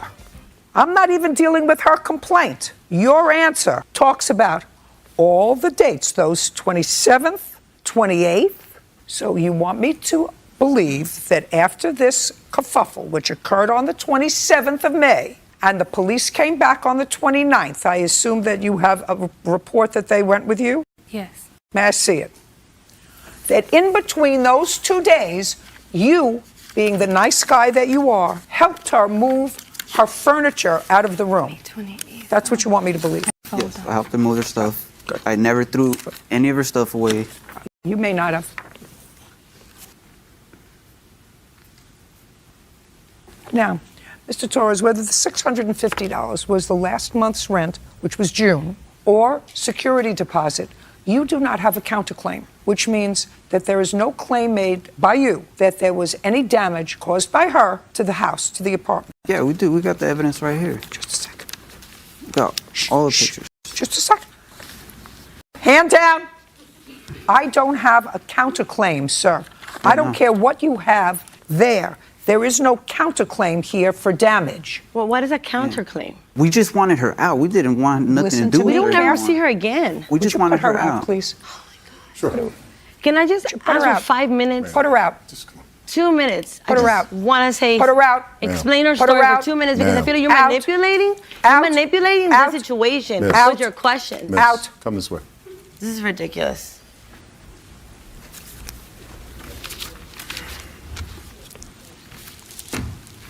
You have no counterclaim for any damage, which you would have had to have served her to say she's not due back the $650, which we're claiming a security deposit because she caused damage to her room that we are going to be responsible for. You did not file that against her. Therefore, she's entitled to her rent/security deposit back because she lived there a certain amount of months. She never signed anything, though. We had a verbal agreement where she had a cat that she didn't even have a pet deposit for. Mr. Torres, listen to me carefully, sir. Counterclaim. We're taking it out of her security. You did not take it out of her security deposit because no court said you could take it out of her security deposit. That's what we're here for. And since you didn't file a counterclaim, she's entitled to her $650 back. Now the only thing that I have to determine is whether I believe she got all of her property back. Your Honor. What? I do have a receipt that shows at 3:22 on May 27th, I purchased a whole new doorknob and lock. I So don't locked my care. I property told you in. before I don't care about the doorknob and lock. All I care about is the furniture. Now the question is, when you went to mediation on the protective order, did the mediator discuss your furniture? No, they did not discuss my furniture. Why? They said I should proceed with that in small claims court. With regard to your furniture? Yes, with my property. Furniture. All I'm interested in is furniture. Furniture, yes. You left, your sister was there, there were certain things that were packed in her car. As far as I'm concerned, that's all I care. Your sister came over Yes. that night and packed things in her car, but she didn't Right, pack yeah. your bed in your car. No. Now, did you get your bed back? No, I did not. What other furniture didn't you get back? It was my bed. I had this little desk, and also it wasn't furniture. The rest was just clothing and bathroom Just the belongings. bed and the desk? Yes. Where'd you get the bed from? I got the bed from a family friend. She gave me a bed, so I don't have a And receipt. fine, and the desk? A family friend, too. Great. Okay, you owe us $650. Judgment for the plaintiff. We're done. Thank you, Your Honor. You had a sister. Your sister lived in California. You and your wife lived in Florida. Your sister became ill, and she was diagnosed with cancer. You and your wife relocated from Florida. Are you retired? No, not retired. Did you get a new job in California? My wife is a contractor, so we move around quite a bit. So you came to California and you had another project Correct. in California. Okay. And how long was that project for? It's ongoing still. So you moved to California because you had a new project. Correct. Okay, well, then this is sort of misleading, Mr. Riley. I'll get to the whole thing. This is probably going to be more interesting than I even thought it was going to be.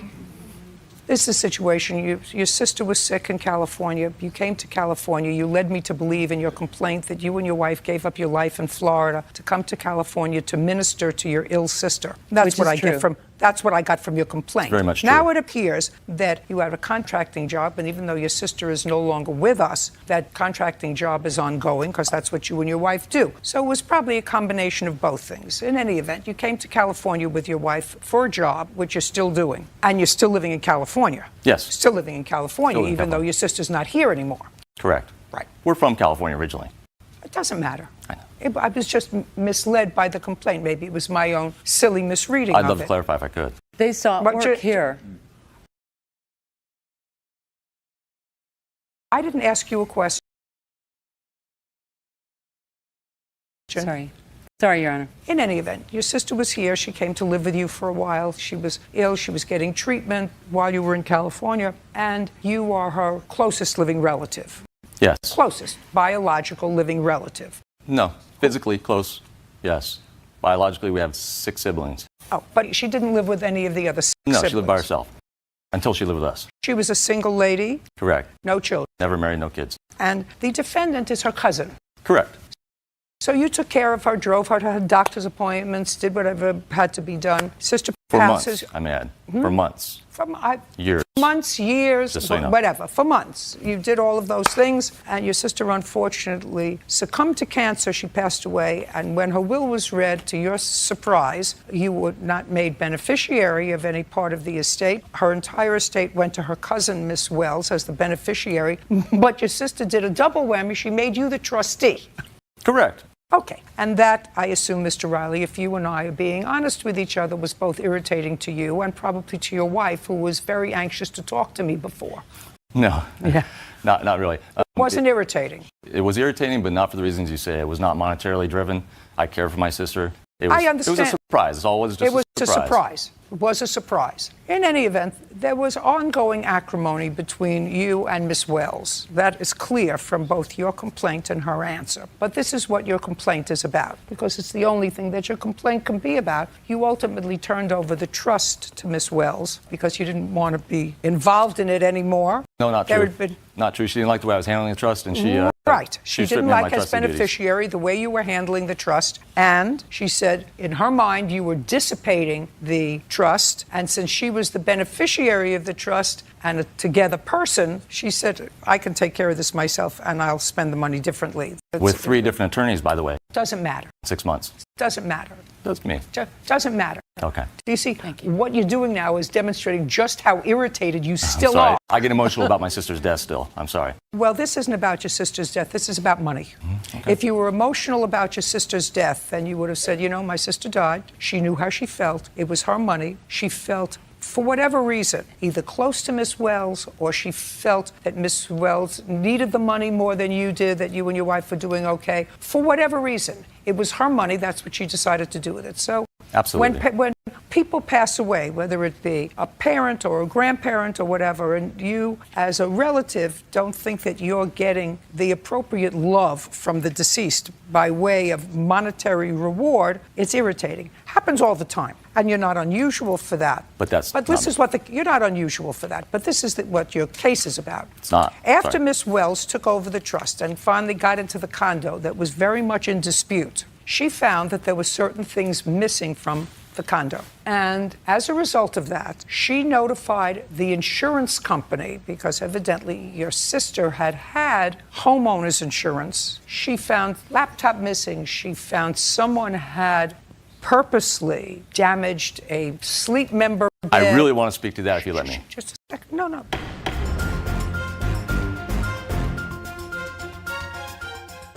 Whatever it is, she found certain things missing in her mind. And she made a complaint to the insurance company, filed a claim with the insurance company, who did it, as they have to, an investigation before they pay out a complaint. And when you call the adjuster who is going to examine your complaint, what she did, and I assume she did make a police report. Yes, indeed. Name me as culprit. Okay. Can I see a copy of that police report? No, because I don't have a copy. Do you have a copy? I do have a copy. May I see it? You were denied a copy? I was denied a copy because I was the culprit. Put her out. She's annoying me. She doesn't learn.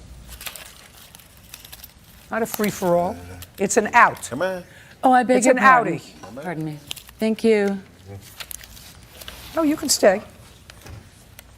Thank you. Sorry, Your Honor. Forgive me, Your Honor. It's very difficult to find, but I do have it. Here it is. Give it to Officer Byrd, please.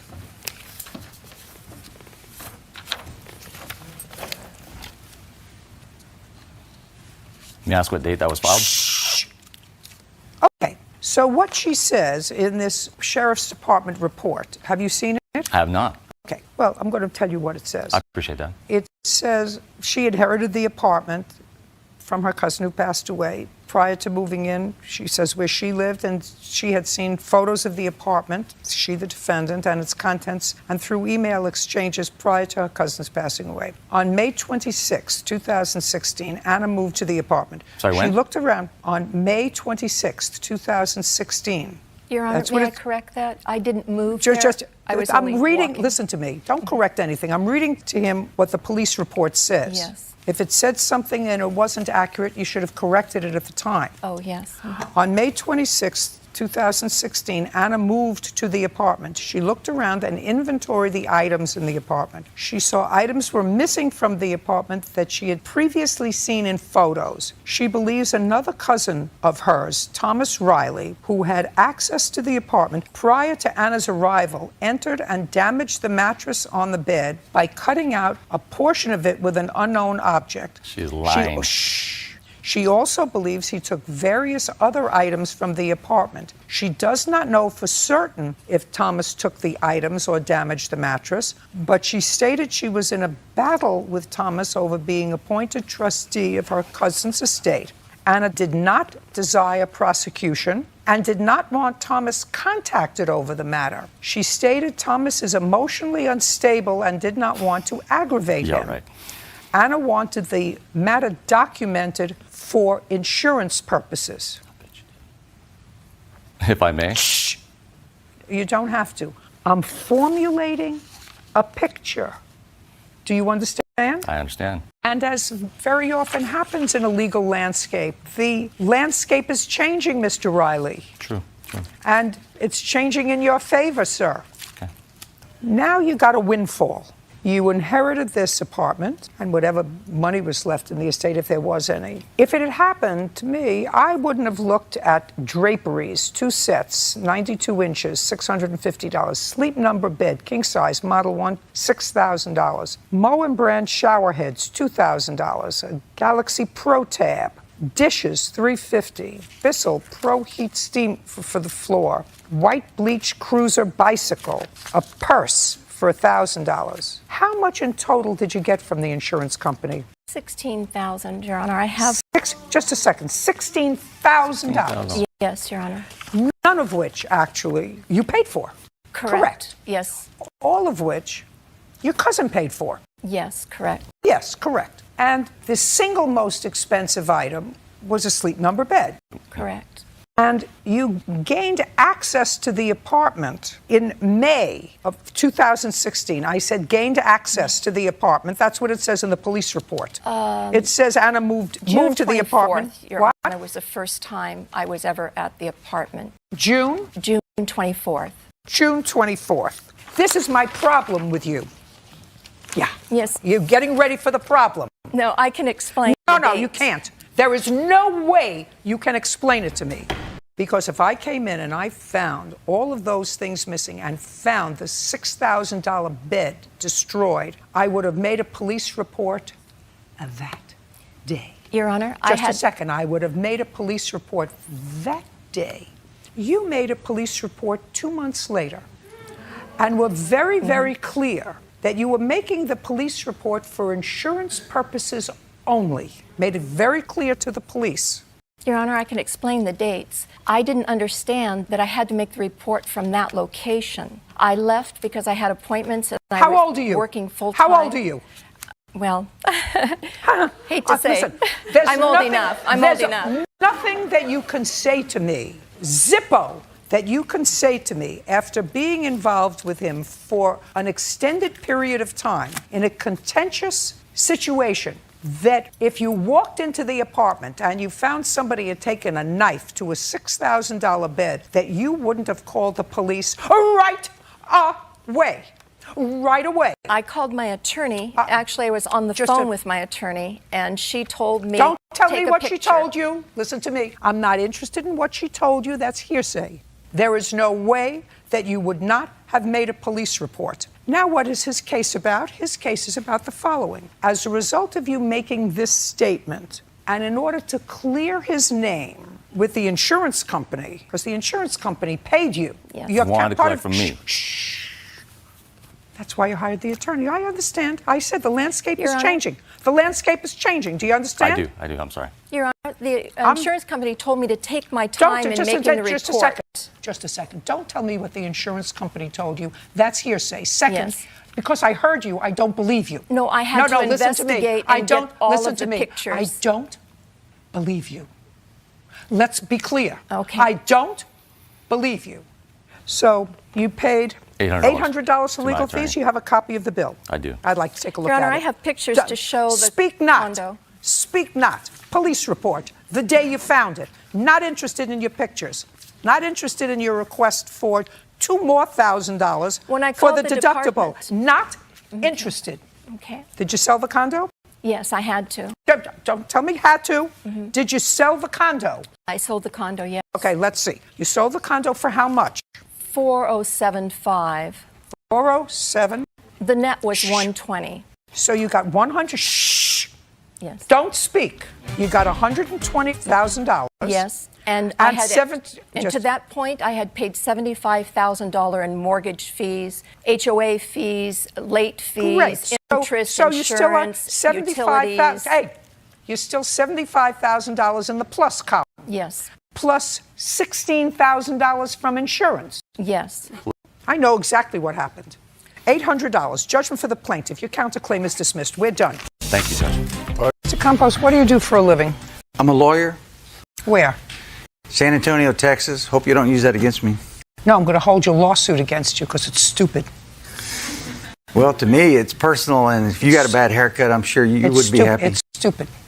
Your lawsuit's stupid. And I actually am surprised. I didn't know what you did for a living, so I'm actually surprised that You acknowledge that you were a lawyer. I would have thought that a lawyer had more respect for courts than to bring this kind of lawsuit, which I'm going to outline very briefly. You went to the defendant to have your hair cut. Whatever hair you have left, you wanted to have cut. And she cut your hair too short, so you're suing her for $5,000. Now, that's a ridiculous lawsuit. It's a ridiculous waste of judicial time. Only thing is, this is a television courtroom, so we actually have fun doing sometimes ridiculous cases, which I'm sure is the reason you came here. Well, no, in America, we entitle different opinions. Listen to me. Mr. Campos, this is not an audition, and I've already got the job. Got it? Got it. Did you pay for the haircut? Yes, I did. How much did you pay for the hair? $10. And when you paid the $10, she had already cut your hair. Yes, she had shaved my head. Just a second. She had already cut your hair. Yes. And when did you get this short haircut? It was a couple of days before Christmas, about December 21st. And right now we're 3 months later, and is this the usual length of your hair? Yes, it is. Shaved my head. Great. Now you're going to show me a picture of what your head looked like after the defendant cut your hair. Okay. She gave you a very short haircut. It's not shaven, but it's very, very short. It wasn't a haircut, it was a shave. Impossible. Did you use a razor on his head? No, of course not. That's not a razor. And ma'am, Sam Jackson's hair is cut with a razor. No, ma'am. No.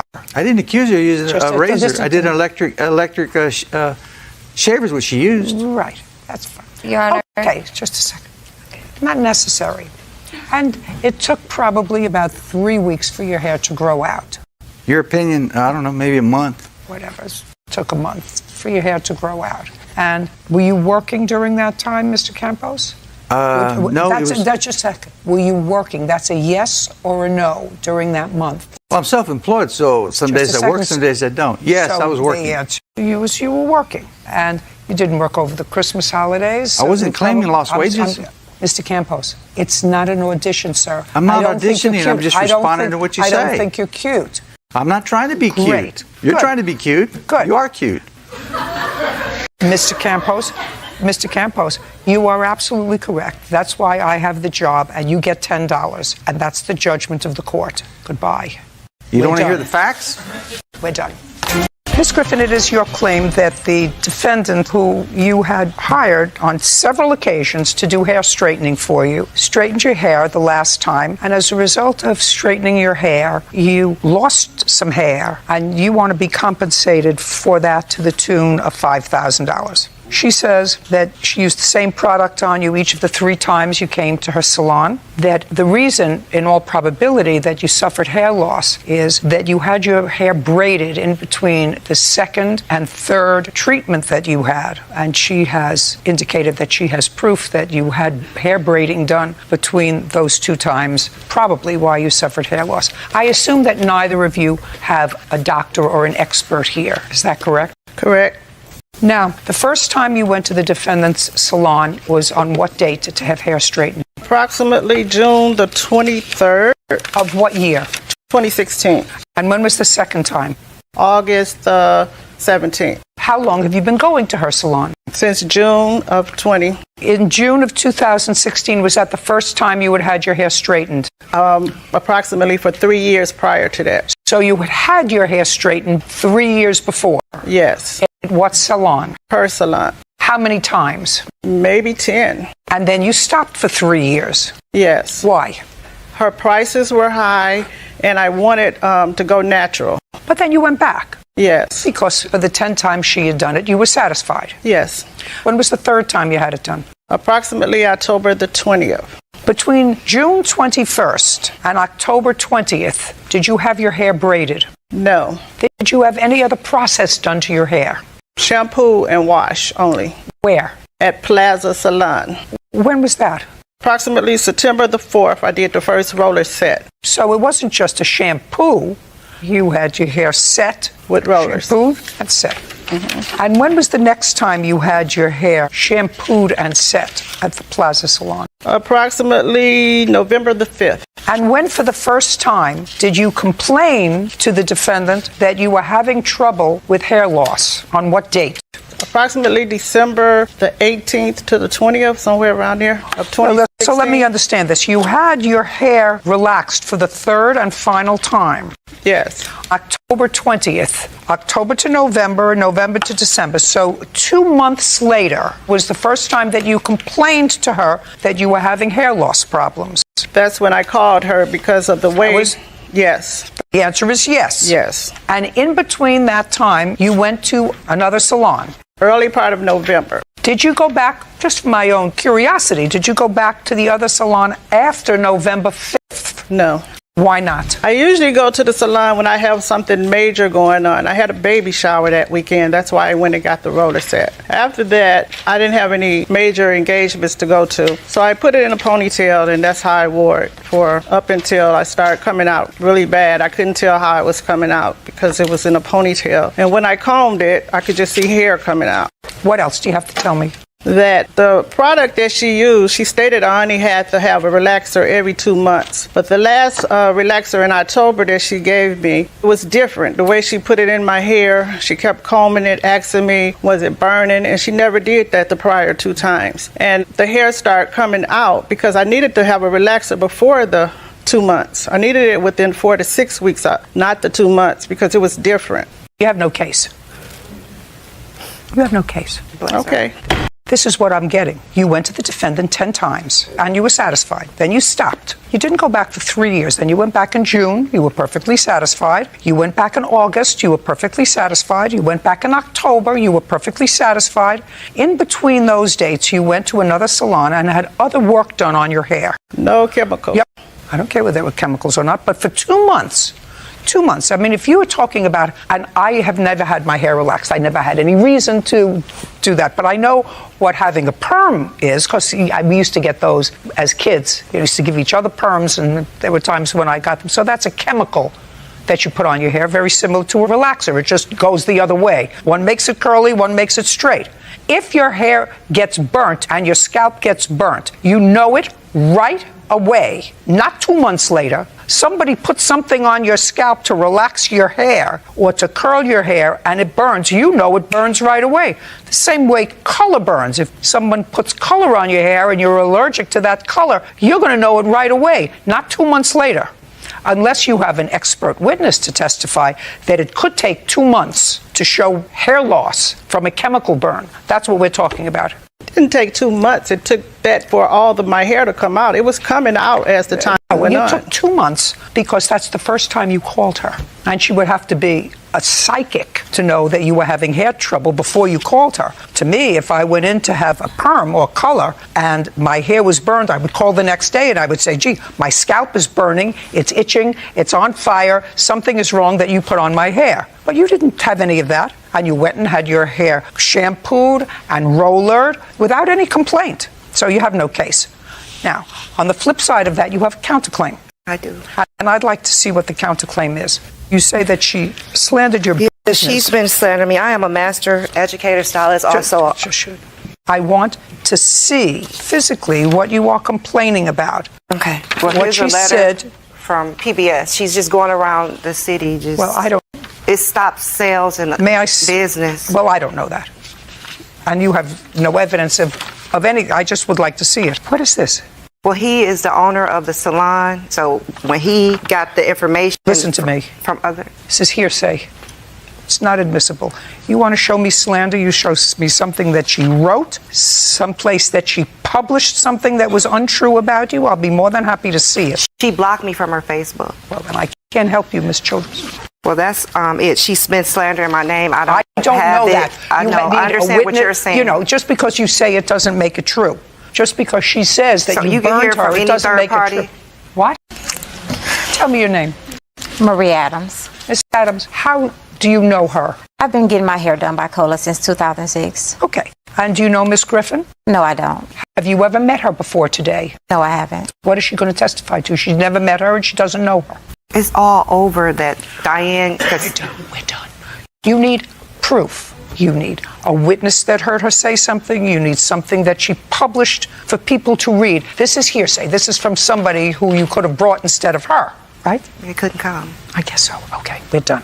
Thank you. You have no case against her, madam, because you have no proof that anything that she did to you caused your hair loss. None. And she doesn't have any proof of slander, although in all probability you've been going around telling people that your hair came out because of something she did, but she had no proof of that. Okay, wait. Thank you. Now, when you lived together for these 18 months, when he moved in, how old was the child that you have together? She was not born yet. She was born. So you conceived that child during the 18-month period? That is correct. Which means that you lived together as a couple. Correct. I'm not interested in his piece of the rent.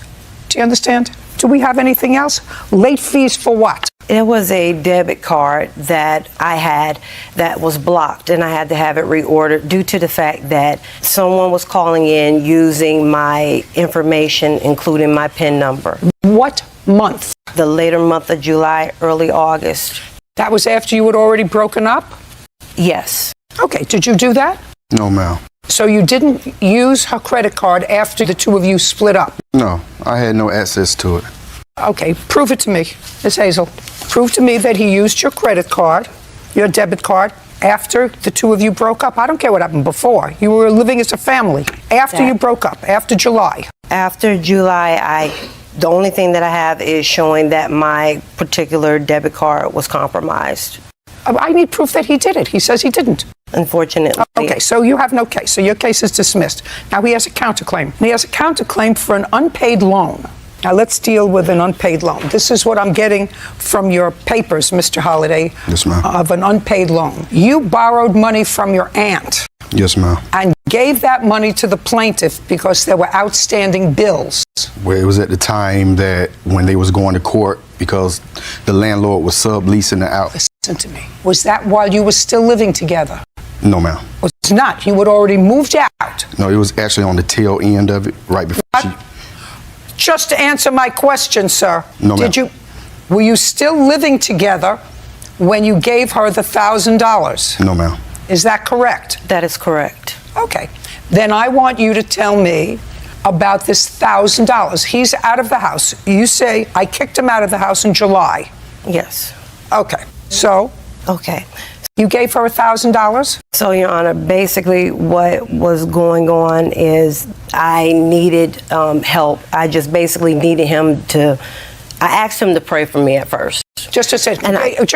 You said in your complaint that you kicked him out of the house in July because you had enough of him, you had enough of, he finally got a job, they garnished his wages for child support because he had a child support order that he wasn't paying, so they garnished his wages. According to your complaint, I'm going to read it to you. When they became a source of conflict in our relationship, he wasn't contributing. I finally had enough and told him he needed to pay all the rent he owed me or get out. He accused me of cheating on him. That was the last straw. I kicked him out of the apartment. Correct. How come he gave you money? Due to the fact that we have a daughter together, and he actually moved back in with his parents. So he couldn't help as far as making sure that our daughter had a shelter. So I'm the only one that could be able to provide our daughter with a shelter. So to help out with what was going on, he actually ended up giving me $1,000 in which I used towards the rent to be able to remain in the home that I'm currently living at. Do you work? I am an The answer is entrepreneur. yes or no? Yes. Yes, ma'am. In July. Tell me about it. That's your counterclaim. Basically, she was telling me that far as with the landlord subleasing it out to her and the main landlord came up to an agreement where her and the kids can stay there. She didn't have the money at the time, so I borrowed the money from my aunt and made sure they had a roof over their head. No, I just wanted one, the one that I asked for, because one of the TVs I bought was for her daughter. Good. And she just all of a sudden, she just stopped talking to me, period. Didn't want to socialize with me. Okay, now I got it. Okay, well, good. So you gave her $1,000. Pay your rent back. What's next? You want your 2 TVs back? No, I just wanted one, the one that I asked for, because one of the TVs I bought was for her daughter. As a gift? Yes, ma'am. And the other one? It was mine. It was in our room. Who purchased it? I did. With what money? When I was in a car accident. What do you mean you were in a car? I was in a car accident one day going to work, and my settlement ended up coming through when I was out of work. I ended up buying a television for the room. Do you still have the television? Yes, I do have that television. It's my television. Good. Who paid for it? Mr. Holliday paid for it. Good. Within 5 days, you'll have an order that you can retrieve your TV. Are we finished here? Good. Thank you very much. We're done. Ms. Sonkrant, this used to be your boyfriend. It's not your boyfriend anymore. While he was your boyfriend, the two of you went on holiday together, decided to get matching tattoos. He didn't have any money. You laid out the money for his tattoo. Yes. Sometime way after that, he used your credit card to purchase furniture. So there was a loan for furniture for his apartment. Yes. He still hadn't paid you for the tattoo, right? Correct. Forget about the tattoo. Do you still have the tattoo? Yes. Do you still have the tattoo? Yes, but it's covered. But what? It's covered. It's covered with what? Writing. What did it say? It was a K with the heart, like a king. It's what? K with the heart. With K with a heart. Is that your name? No, it was king and then mine was queen. I really have to get my hearing checked. I swear. But everybody better go to articulation classes. That's not going to happen. Okay, now, you moved into an apartment, you didn't have any furniture. And how did you get furniture? Correct. And what did she say? Miss Sonkrant offered to get, she knew that I didn't have any furniture, so we went to the furniture store, and she helped me pick it out, basically. Okay, great. And do you remember how much it was? Not off the top of my head, no. But you were making payments on it. Not really. You never made any payments on it? No. Never? No. Really? When was it purchased? In what month? I would say September-ish, yeah. And it was bought on credit? Yes. How much was it? It was $2,235.54. What kind of work were you doing, Mr. Nichols? Worked in a factory. I was a machine operator. Still there? No. What are you doing now? Right now, I'm currently looking for a job. So you don't have a job?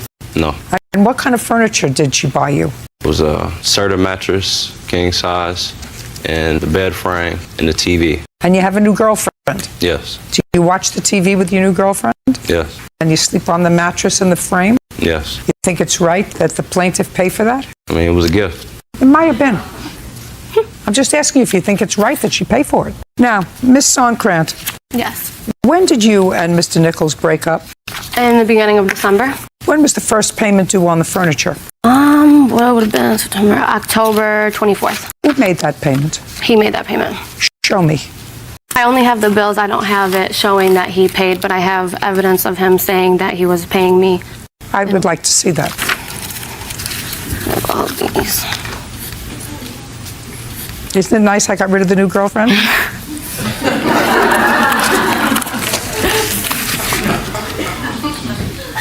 Just in case you think I'm going to be exceedingly hard on him. I just want you to read some of these emails back and forth. Okay. And I want you to tell me whether, based upon these emails, you would buy U.S. savings bonds. Do they still sell those? If you have confidence in the country. You told her you were going to pay her for the furniture. Unfortunately, your choice of language was such that the camera operator here can't take a picture of it because you only know how to express yourself using four-letter expletives. I don't believe, did I say that I paid her? I told her I was going to pay for it. Would you show Shakespeare, please, the emails? In the emails is where you told her. Yeah, man.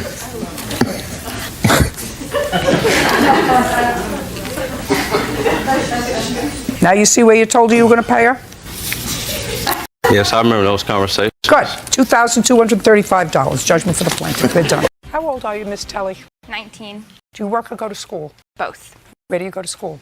Mesa Community College. Full-time? Part-time. And what kind of work do you do? I work at Starbucks. Do you live at home or you have? At home, yes. And Miss Lewis, you have a daughter, and your daughter and Miss Tully were friends. Yes, ma'am. And they had been friends for a long time. Couple of years. And she had accompanied you on family vacations before? Yes, ma'am. How many times? This would have been the fourth, so 3 prior to this trip. And she always paid for her own airfare? When we flew, correct. Minus one time, I did pay for it one time. When did you pay for that? I believe it was a trip to New York. From where? Chandler, Arizona. But we fly out of Phoenix Sky So Harbor. it was a long flight. Yes, ma'am. Where else did you go with Miss Tully? California, Your Honor, twice. And then When you went to California, where did you stay? Huntington Beach at a condo that I rented. She paid her own airfare? There was no airfare. We drove. And I did pay for the gas. Yes, you have other children other than this daughter? I do. I have a son. And did he accompany you on the trip? He did. Ever have any difficulty with her before, with expense money, anything else that would have given you cause to pause about inviting No. her again? No. Okay. This case is about a trip that you all took, a family trip that you took to Hawaii, and Miss Tully was invited to go along. The arrangement was, according to you, that she would take care of her own airfare, which she did, correct? Did you book the tickets? Yes, Your Honor, I did. And you paid for the tickets on your credit card? Yes, Your Honor. And she gave you money in cash to cover her ticket? Yes. Her mother and father did. You rented a hotel while you were in Hawaii? Condominium. Condo. How many bedrooms? 1. And where did Miss Tully and your daughter sleep? On the pull-out couch. So they slept together. So Yes. she didn't have her own room, so she... As well as another friend. So there was no additional expense? Correct. With that. And food, how was that covered? She was supposed to cover her own food. Okay. And you brought money with you? Yes, Your Honor. How much money did you bring? About $300. How long were you going to be away for? I believe it was 7 days, but we got stuck for an extra day, I believe. Got stuck because of air? There was something with the weather flying out of Los Angeles, so we couldn't fly out from Hawaii to Los Angeles to get home. Is that correct? No, Your Honor. The trip was a 10-day trip. The 22nd through the 1st, and we did get stuck for 2 extra days, about a day and a half, so it became an 11-and-a-half-day trip. Now, this lawsuit is all about the fact that your daughter and Miss Tully had a fight, an argument. It's falling out. When did you have that argument? I believe it was in September. September of last year. Yes, Your Honor. And when was the trip to Hawaii? In what month? June. When did it end? July. What was the argument about? I did not want to be friends with Why? her daughter anymore. Why? Because I did not like the way that I was treated around them. Like what? What do you mean? There were just comments that were constantly made about the way that I lived my life and my family and the money that my mother earned, and I just did not want to be a part of it anymore. And you told, what's Miss Lewis's daughter's name? Bree. When did you have this discussion with her that you didn't want to be friends anymore? I did not have a discussion with her. I unfollowed her on social media. That must have been after something happened, Miss Tully. I just decided that I didn't want to be friends with her. She went away to college and I stayed home for college. We didn't have any contact. We didn't talk. What happened after you came back from Hawaii? We talked maybe once or twice because I went out of town with my grandparents and stayed with them for about 3 or 4 weeks and then returned home for school. During that 3 or 4 week period, did either Miss Lewis or Bree contact you about any money that you owed them? No, Your Honor. Okay. What happened after you came back from Hawaii? We talked maybe once or twice because I went out of town with my grandparents and stayed with them for about 3 or 4 weeks and then returned home for school. During that 3 or 4 week period, did either Miss Lewis or Bree contact you about any money that you owed them? No, Your Honor. On what date did you unfriend her daughter? I do not remember the exact date. You remember the month? I believe it was September. It could have been October, though. I'm not 100% sure, though. Do you remember? Yeah, it was in September. September 28th, I believe. So now I'd like you to tell me, Miss Lewis, what you're suing her for is $375 because you say you went to some events while you were in Hawaii that you purchased tickets for some, I don't know, dolphin shows or whatever else you paid for, and she was supposed to pay you back. I want you to show me when the first time was that you requested the return of this money. I did not request the return of the money first. Irene contacted me because we had already made a discussion about the money and her paying me back, and she did let me know that she was going to Rhode Island with her family, so she wouldn't be able to start working again until she got home. Therefore, she couldn't start making payments until she was working, and I understood that. Was that in a phone conversation? A text conversation, correct. I'd like to see that. Yes, ma'am. That makes it easy. Oh. Is that not what I'm supposed to do? No. She told me to earlier. Sorry. I apologize. That's okay. Well, you clearly knew before you went to Rhode Island that you owed her some money, because that's what it says here. Okay. It's okay. Thank you.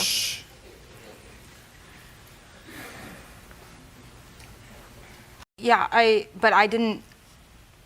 Okay. So we were supposed to go to Hawaii, and I was told. Listen to me. Okay.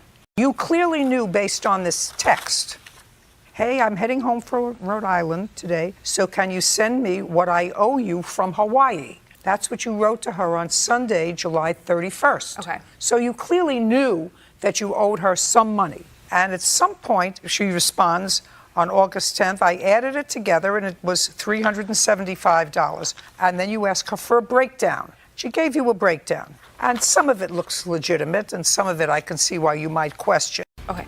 Did you go to a snorkel trip in a luau? Your Okay, Honor. so that's $125. You don't dispute that. She paid for it, correct? Yes, Your Honor.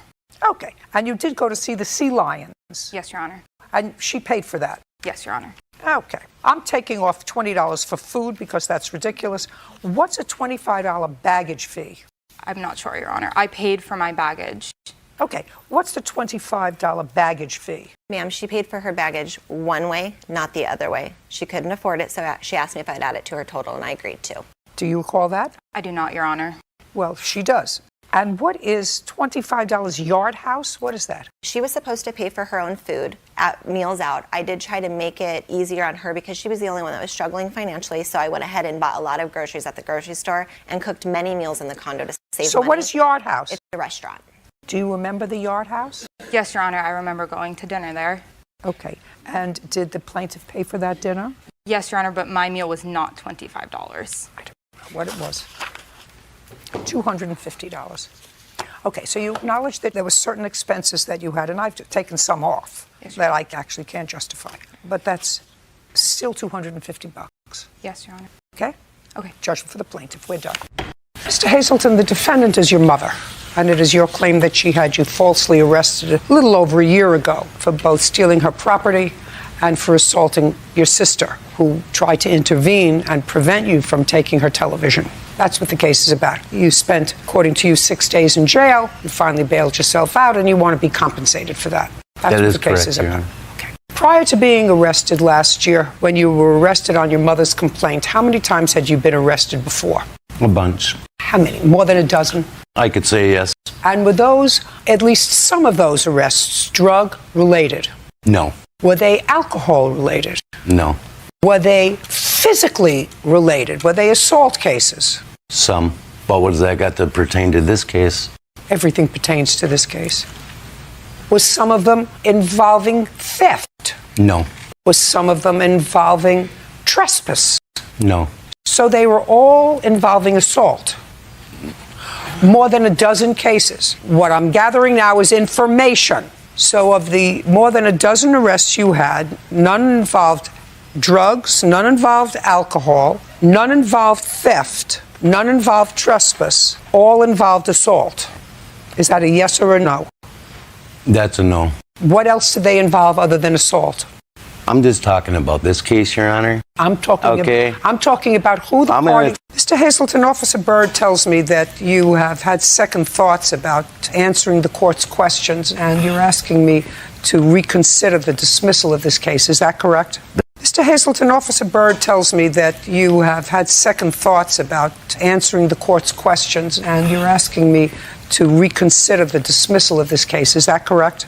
That is correct, Your Honor. Okay, so then let's get back to where I was questioning you before. According to your answers previously, you've been arrested at least a dozen times, none involving drugs. Is that correct? That is correct. None involving alcohol. That is correct. None involving burglary. That is correct. None involving theft. That is correct. All involving assault. That is correct. 3 times. No, my anger gets the best of me. Well, that's an uncontrollable... It's an uncontrollable issue. For which you've been or not been in treatment? Not. Is it correct, Ms. Hazelton, that your son never had either a drug or an alcohol problem? Alcohol. In October of 2015, Mr. Hazelton, how were you supporting yourself? By working. For whom? Green Star Lawn Maintenance. How long have you worked for them? For 38 years off and on. Are you working for them now? Yes. Full time? Yes. In the same location? Yes. Is that correct? I think so. Do you remember on what day you were arrested? Yeah, I was arrested on May 6, 2015. Where? In Henry County. Is that where you live? I lived, yes. What time were you arrested? After 12:20 in the morning, yeah. In the morning? And you were at home? I was at home, right? And you were arrested on the complaint of your mother and or your sister? Or just your mother? I was arrested on my mother and sister's complaint stating that I walked in an unlocked door, used the restroom. Upon leaving the restroom, stole the TV out of my mom's room, hit my sister 3 times in the face, and left with the TV. Okay, you're the sister. No. Where is the sister? She's passed away. Were you at home that day? No. So the sister that you allegedly assaulted is no longer here. No. Is that correct? That is correct. And I gather from your answer that you were not at home when this took place. No. Did you have a conversation with your daughter when you got home? She was holding an ice. Just a second. Did you have a conversation with her? Yes. At what time did you get home on, it would be the 5th Right. of May? What time did you get home? Between probably 9:30 and 9:45, I was playing bingo. And at that time, Miss Hazelton, who did you live with? My daughter lived with me. How old was she? Let's see. She was 52. Yeah, she was 50.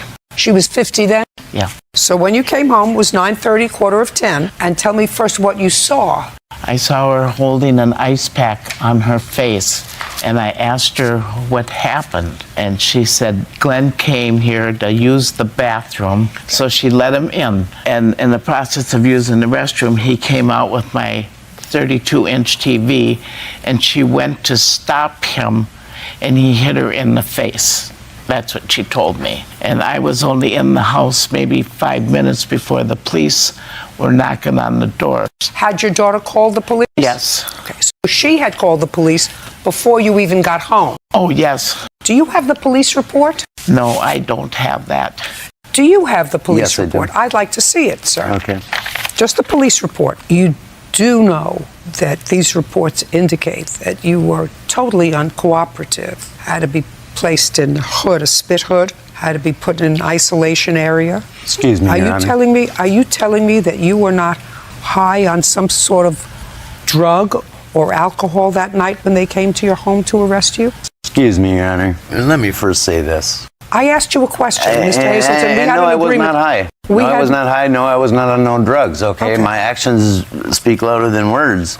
I was arrested, hauled off to jail, ripped out of my bed in my underwear, and you're telling me for a crime I did not commit, how would you react? And the charges were dismissed, not by the judge, by the public defender, the state's attorney, because I didn't steal the TV that my mom said. And my mother sat there and said she's seen me in a while. She hasn't seen me in 7 years. And it's just, or it came out of her in the police report, she states that. And my sister said 2 different signs. She said she came home in an ice pack, but there's no bruises or marks on her. I hit her 3 times. It's all a lie. And why don't they look in her question and call me and ask me, did I do this? They know where I live. You know, they're trying to give me 46 years for this TV. My life is a little more than 46 years, okay? Or acting out in jail or whatever. I didn't do it, and this is the reason I'm suing my mother. I'm out $2,500. I could have gone after her for penal stolen damages. Your case is dismissed, Mr. Hazelton. You have no case against your mother. We're finished here. Let me understand your case, Miss Wilson. You signed a 1-year lease to rent a room. That's correct. In a house where the defendant was living. According to your complaint, she signed the lease and you signed the lease. That was when? In what month and year? The latter part of April of this year. And you moved in and gave her a security deposit of how much? $1,100. And was that the amount of money you were being charged monthly for the room? Yes, Your Honor. Turns out Miss Porter was not the owner of the house. She was a renter. And you were given notice by the owner of the house that the house was being sold and you had to vacate. Yes, Your Honor. In what month and year? June 2018, Your Honor. When in June did Miss Porter tell you that you had to move? She notified me by written notice July the 30th. So you knew in June, but notified her in July? I notified her 30 days, yes, Your Honor, in July. And did you, Miss Wilson, pay your rent for May, June, and July? Yes, Your Honor. And then you moved out when? August 9th. Pursuant to your notification from your landlord? Absolutely. And you understood that? I didn't find out she was moving until she put the note on my door July 30th. But she said she gave you notice July 30th that you had to be out on August 30th? That's correct, Your Honor. Were you out on August 30th? No, Your Honor. Were you out on September 30th? No, Your Honor. I was in litigation with the owner. You still live there in September? Yes, Your Honor. Did you pay rent? No, Your Honor. Did you live there in October? Yes, Your Honor. Did you pay rent? No, Your Honor. I had a case going on with the owner of the house. I didn't know that she wasn't the owner of the house. Listen to me. I just laid it all out so I understand exactly where you're coming from. Are you still living in the house? Yes, Your Honor. I have until the end of November. Did you pay rent in November? No, Your Honor. And you're still living there? Yes, as according to the agreement with the owner. Listen, Miss Wilson, you see this body has been sitting behind a bench for a very long time. I know exactly what's going on. In your agreement with the owner, did you agree to pay your back rent of September, October, and November? No. The answer is no. No. I had an agreement with her, not the owner. I never even knew there was an owner until August. Miss Wilson, you're not getting any money. I want you to understand. Zippo, not a penny from her. You already made the owner of the premises take you to court to get you out because you're a squatter, because you live there September, October, and November, and you're not paying $1,100 a month to anybody. She breached an agreement. I thought she was the owner when Miss I Wilson, signed that lease. I don't care what you thought. A whole year. Listen to me. I have the lease right here, Your Honor. She Miss signed Wilson, a year's lease with not, me, saying that she was the owner. You're not getting any money. You have to pay rent to somebody. Miss Wilson, you have to pay rent to somebody. So if you're not paying rent to her, then you pay rent to the owner. You don't become a squatter. Your Honor, everybody pays rent. You're not getting any money. A Zippo. The agreement that I have. Zippo. The agreement that I have with the owner, Honor, says that I don't pay rent. Listen to me. I won the agreement with the owner that says I don't have to pay rent as long as I'm out by December the 31st. I know exactly what you did.